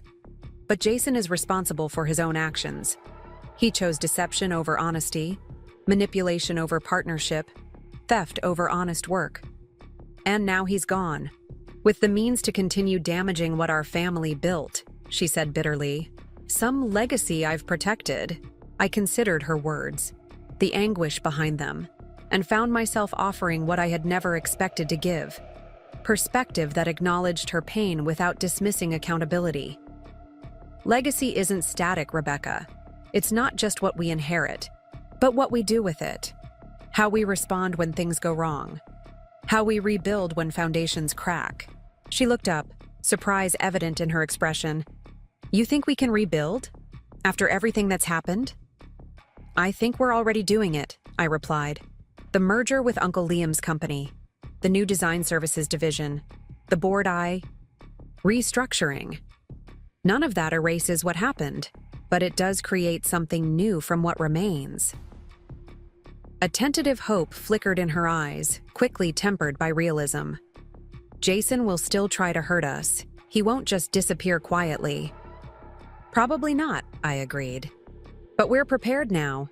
No more secrets between us, no more divided loyalties. Whatever he does next, we face it together." The promise felt significant, not forgiveness exactly, but a commitment to shared purpose despite our complicated history. Rebecca seemed to understand this distinction, nodding once in acknowledgement of both what was offered and what wasn't. "Together, then," she echoed, the words carrying more weight than their simplicity suggested. "I should go call Davies now, before Jason has a chance to reach him." As she turned to leave, my phone buzzed with a notification, an email from an unknown address with an attachment. Opening it cautiously, I found myself staring at a video file labeled, "For Emma Taylor's Eyes Only." The sender information was encrypted, but the message content was clear. "Insurance policy in case certain parties don't honor our agreement. You'll want to watch this privately." Rebecca, seeing my expression change, paused at the door. "What is it?" I hesitated, uncertain whether to share something potentially volatile without first understanding its contents. But the lesson of recent weeks had been clear. Secrets between us created vulnerabilities that others could exploit. "Something from Jason, I think," I said, turning the screen so she could see. "An insurance policy, according to the message." She paled slightly, but maintained her composure. "Play it," she said, closing the door and returning to stand beside my desk. "Whatever it is, we should face it together."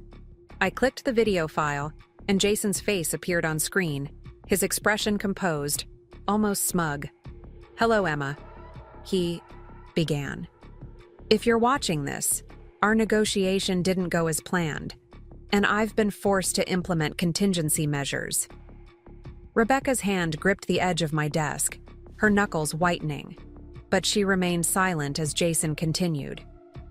"You think you know the full story about your accident, about the will, about everything that's happened since your father's death. But trust me when I say you've only scratched the surface." His smile widened, satisfaction evident in his expression. "The truth is far more interesting and far more damaging to people you still trust." As the video continued, revealing details that neither Rebecca nor I had anticipated, I realized that our journey toward resolution was far from complete. Jason's final act of retaliation would force us to confront not just his betrayal, but deeper secrets within the Taylor family. Secrets that would test the fragile alliance Rebecca and I had begun to build amid the ruins of our inherited legacy.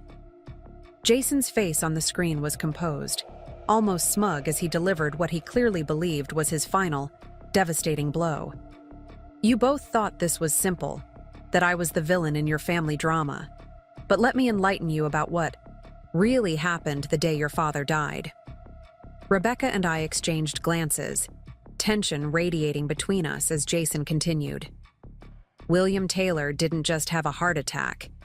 He was confronting someone about financial discrepancies he'd discovered. Someone he trusted implicitly." Jason leaned closer to the camera, his voice dropping conspiratorially. "Your father had finally noticed the systematic theft occurring under his nose. But it wasn't just me he was confronting that day." My stomach tightened as Jason's implication became clear. Rebecca was there, of course, my loyal wife, always willing to support my initiatives. But so was Daniel Peterson, your trusted family attorney, the man who's been playing both sides throughout this entire situation. The revelation landed like a physical blow. Daniel had presented himself as reluctantly complicit in the fraudulent will, pressured by circumstances. beyond his control. The idea that he had been actively involved from the beginning, present during my father's final confrontation, cast everything in a disturbing new light. Daniel has been siphoning funds from Taylor Construction for over a decade, Jason continued. Your father discovered it accidentally while reviewing some old accounting files. When he confronted us that day, Daniel was the one who suggested altering the will while you were incapacitated, Emma. My involvement with Blackwell came later, an opportunity that presented itself when I realized how vulnerable the company truly was. Rebecca sank into a chair, her face ashen. That can't be true, she whispered. Dad trusted Daniel completely. As for your accident, Jason's recorded image continued, you've been looking in the wrong direction entirely. I never touched your car, Emma. Neither did Rebecca. Ask yourself who benefited most from having you out of the way during those critical days. Who had access to both the family finances and the legal mechanisms to alter your inheritance? The video ended abruptly, freezing on Jason's satisfied expression before cutting to black. The implications hung in the air between us, too significant to dismiss but too devastating to immediately accept. He's lying, Rebecca said firmly, though uncertainty threaded through her voice. He's trying to shift blame, create confusion. Turn us against each other again? Possibly, I agreed, though my mind was already racing through past interactions with Daniel, searching for inconsistencies, for signs I might have missed. But we need to verify, one way or the other. I picked up my phone and called Olivia, putting her on speaker. After explaining what we'd just seen, I asked, is it possible? Could Daniel have been involved at that level? It's worth investigating, she replied cautiously. Daniel Peterson has been the Taylor family attorney for over 30 years. He would have intimate knowledge of the company finances, legal vulnerabilities, family dynamics. And he's been cooperative, perhaps too cooperative, since you confronted him about the will. Too cooperative how? Rebecca asked, leaning toward the phone. He capitulated immediately when Emma confronted him, Olivia pointed out. No real resistance, no attempt to defend himself beyond token protests. That always struck me as unusual for a man of his professional standing and experience. I thought back to that confrontation in Daniel's office, his quick surrender, his apparent remorse. Had it been genuine contrition or calculated self-preservation? We need access to Daniel's financial records, I decided, and we need to know exactly what happened the day Dad died. I can get started on the financials, Olivia confirmed, but for the events of that day, you might need a more direct approach. After ending the call, Rebecca and I sat in silence for a moment, processing the implications of Jason's claims. If Daniel had indeed been embezzling from Taylor Construction for years, it would explain why he had so readily assisted with the fraudulent will, not just out of loyalty to my father or pressure from Rebecca and Jason, but to protect his own criminal activity. I was there that day, Rebecca said suddenly, when Dad collapsed. But it wasn't how Jason described it, at least not entirely. I turned to her surprised. You never told me exactly what happened. She nodded, her expression troubled. Dad called an emergency meeting, just him, me, Jason, and Daniel. He said he'd discovered financial irregularities that needed immediate attention. But before he could explain further, he clutched his chest and collapsed. Everything after that was chaos, calling the ambulance, getting him to the hospital, waiting for news. And you never learned what irregularities he'd discovered? Jason said later that Dad was confused, that he'd misinterpreted some routine accounting adjustments. I believed him. She looked up, guilt evident in her expression. I wanted to believe him. The admission hung between us, a reminder of how easily we accept explanations that align with what we want to be true, particularly from those we trust. What about Daniel? I pressed. How did he react during all this? Rebecca frowned, clearly struggling to recall details from such a traumatic moment. He was calm, I think, collected. He took charge of the situation while I was panicking. Called the ambulance, contacted medical staff he knew at the hospital to ensure Dad received immediate care when we arrived. And afterward, when Dad was in critical condition, he was the one who brought up the need to secure the company, she said slowly, realization dawning in her eyes. Said we needed to ensure stability during the crisis. That's when discussions about the will began. This aligned with Jason's accusations in a way that was impossible to ignore. If Daniel had indeed orchestrated the conversation about changing my father's will, it suggested a calculated effort to protect himself once he knew my father had discovered financial irregularities. "We need to talk to Daniel," I said firmly. "Directly, face to face. No lawyers, no intermediaries. Just the truth, whatever it is." An hour later, we arrived at Daniel Peterson's elegant home in Oak Ridge Heights, not far from our family's residence. The neighborhood exuded old money and established power, sprawling properties hidden behind mature trees, discreet security systems, and an unspoken agreement among residents to respect privacy above all else. Daniel's colonial-style mansion reflected his professional success, imposing without being ostentatious, traditional yet impeccably maintained. As we approached the front door, I wondered how much of this lifestyle had been funded by money siphoned from Taylor Construction over the years. The housekeeper who answered seemed surprised to see us but showed us into Daniel's study, where he was reviewing documents at an antique desk that probably cost more than most people's cars. The room was exactly what you'd expect from a successful attorney, leather-bound law books lining built-in shelves, credentials and awards tastefully displayed, a single oil painting of a sailing vessel that looked valuable but not flashy. His surprise at our unannounced visit quickly shifted to wariness when he registered our expressions. "Emma, Rebecca, this is unexpected. Is there a problem with the merger paperwork?" "We received an interesting communication from Jason," I said without preamble, "about your involvement in Dad's financial affairs." Daniel's face remained impressively neutral, though I noticed his hand tighten slightly on the pen he held. Jason is facing serious allegations. I wouldn't put much stock in anything he claims at this point. Even if those claims involve you embezzling from Taylor Construction for over a decade? Rebecca asked, her tone sharper than mine. Even if they suggest you were actively involved in altering my father's will, not just a reluctant participant.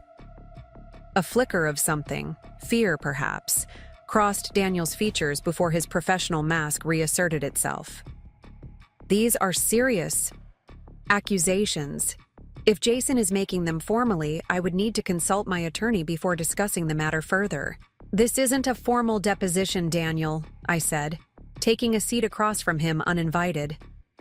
"This is two daughters trying to understand what really happened to their father, what really happened to their inheritance, and what role their trusted family attorney played in both." Daniel set down his pen carefully, buying time as he considered his response. The calculated gesture reminded me suddenly of my father, who had employed the same tactic in difficult negotiations, a similarity that now seemed ominous rather than comforting. "Your father was an extraordinary man," Daniel began, his tone measured. "Brilliant in business, dedicated to his family. But he wasn't infallible. He made decisions, particularly in his later years, that weren't always in the best interest of Taylor Construction." "What kinds of decisions?" Rebecca prompted when he paused. "Refusing to diversify into emerging markets, maintaining operational models that had become outdated, rejecting acquisition opportunities that could have significantly expanded the company's footprint."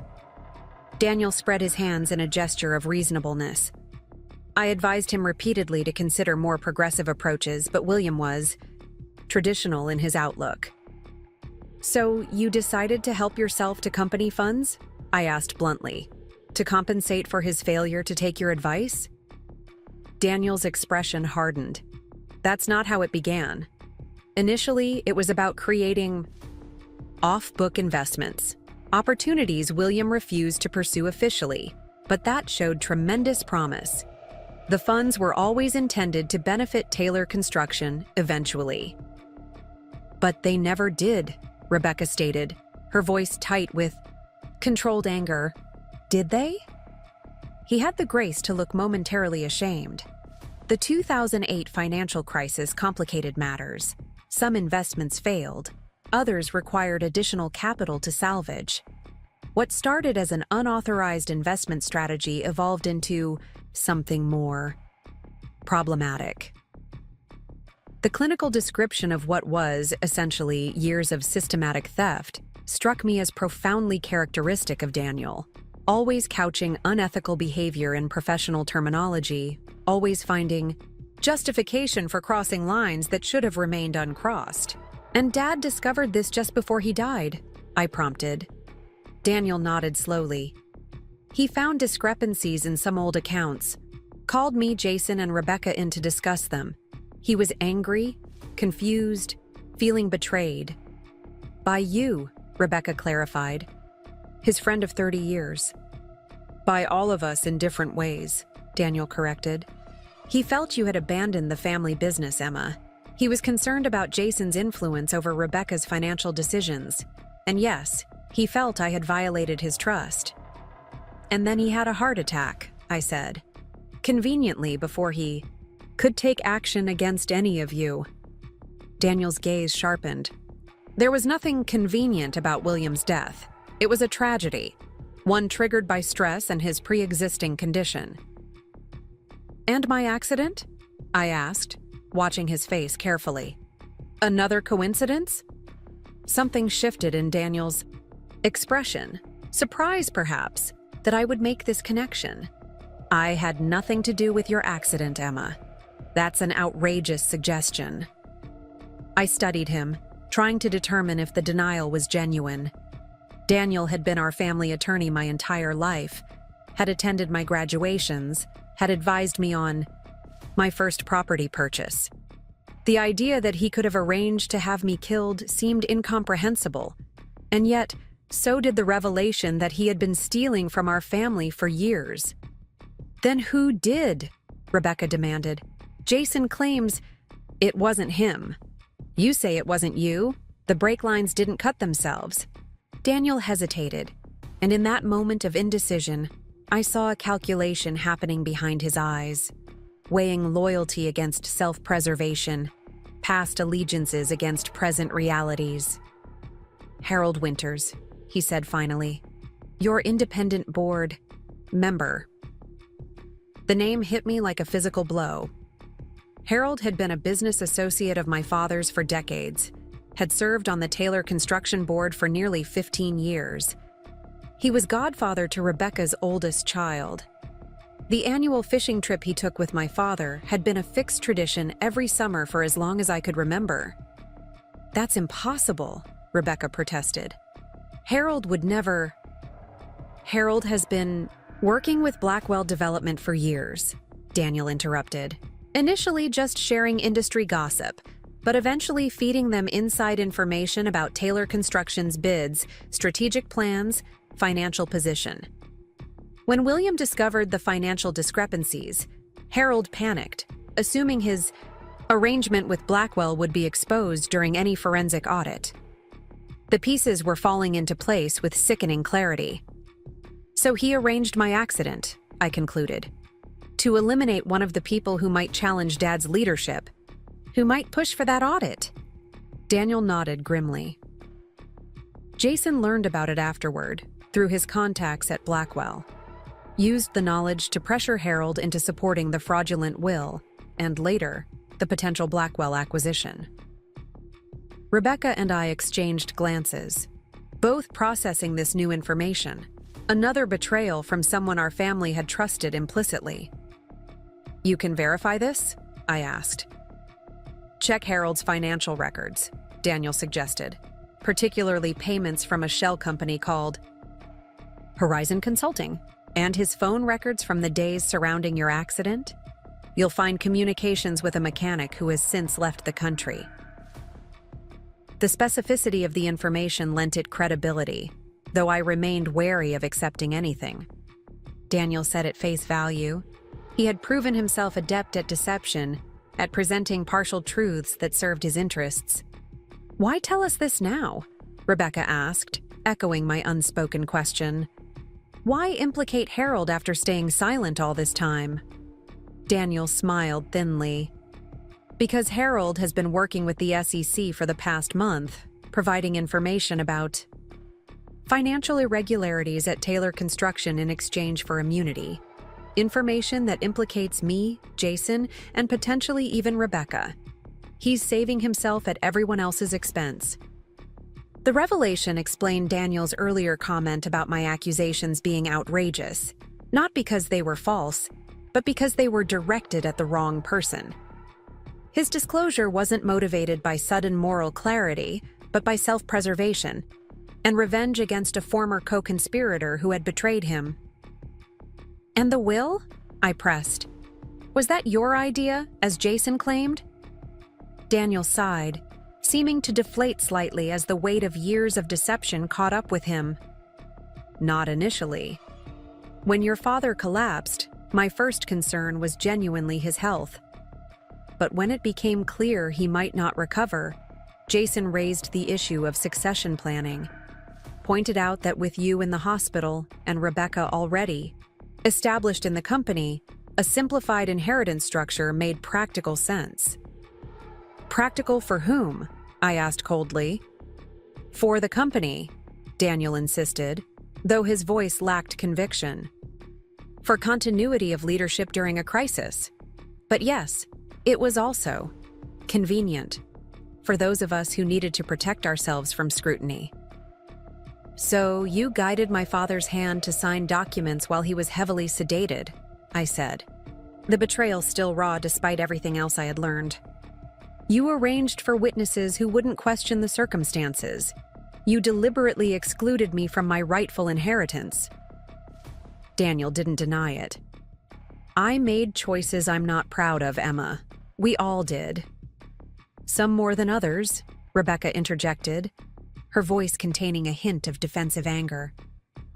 "I may have gone along with the plan, but I didn't orchestrate it. I didn't steal from the company for years. I didn't arrange to have my sister nearly killed." Daniel raised an eyebrow at her sudden attempt to distance herself from the conspiracy. "No, but you benefited from all of it, Rebecca. The falsified will, the financial fraud, even Emma's accident, all created circumstances that advanced your position. Your hands aren't as clean as you'd like to believe." The assessment was harsh, but not entirely unfair. Rebecca flinched visibly but didn't argue the point further. "So what happens now?" I asked, though I already knew the answer. The web of deception, theft, and betrayal surrounding Taylor Construction was too extensive, too complex to resolve privately. Too many people had been complicit for too long. "Now we all face consequences," Daniel said simply. "Different ones. Perhaps depending on our level of involvement and willingness to cooperate with authorities, but consequences nonetheless." The statement held a note of fatalism that suggested Daniel had already accepted the inevitability of professional ruin, possible criminal charges, the destruction of the reputation he had built over decades. It was, in its way, almost a relief, an end to pretense, to the exhausting maintenance of elaborate lies. "I'll need some time to prepare," he added, glancing around his study as if seeing it, and perhaps his entire life, in a new light. "To speak with my personal attorney, to get my affairs in order, a few days at least." I recognized the request for what it was, not just practical preparation, but a plea for a head start before the full weight of legal scrutiny descended. It was perhaps the final privilege he was requesting as our longtime family attorney, advance notice of his impending downfall. 48 hours, I said after exchanging a glance with Rebecca. Then we go to the authorities with everything. We know. He nodded, accepting the terms with the same professional courtesy he might show when concluding a business negotiation. Thank you. And Emma. For what it's worth, I am truly sorry. For all of it. I didn't acknowledge the apology. Some betrayals run too deep for simple expressions of regret to hold any meaning.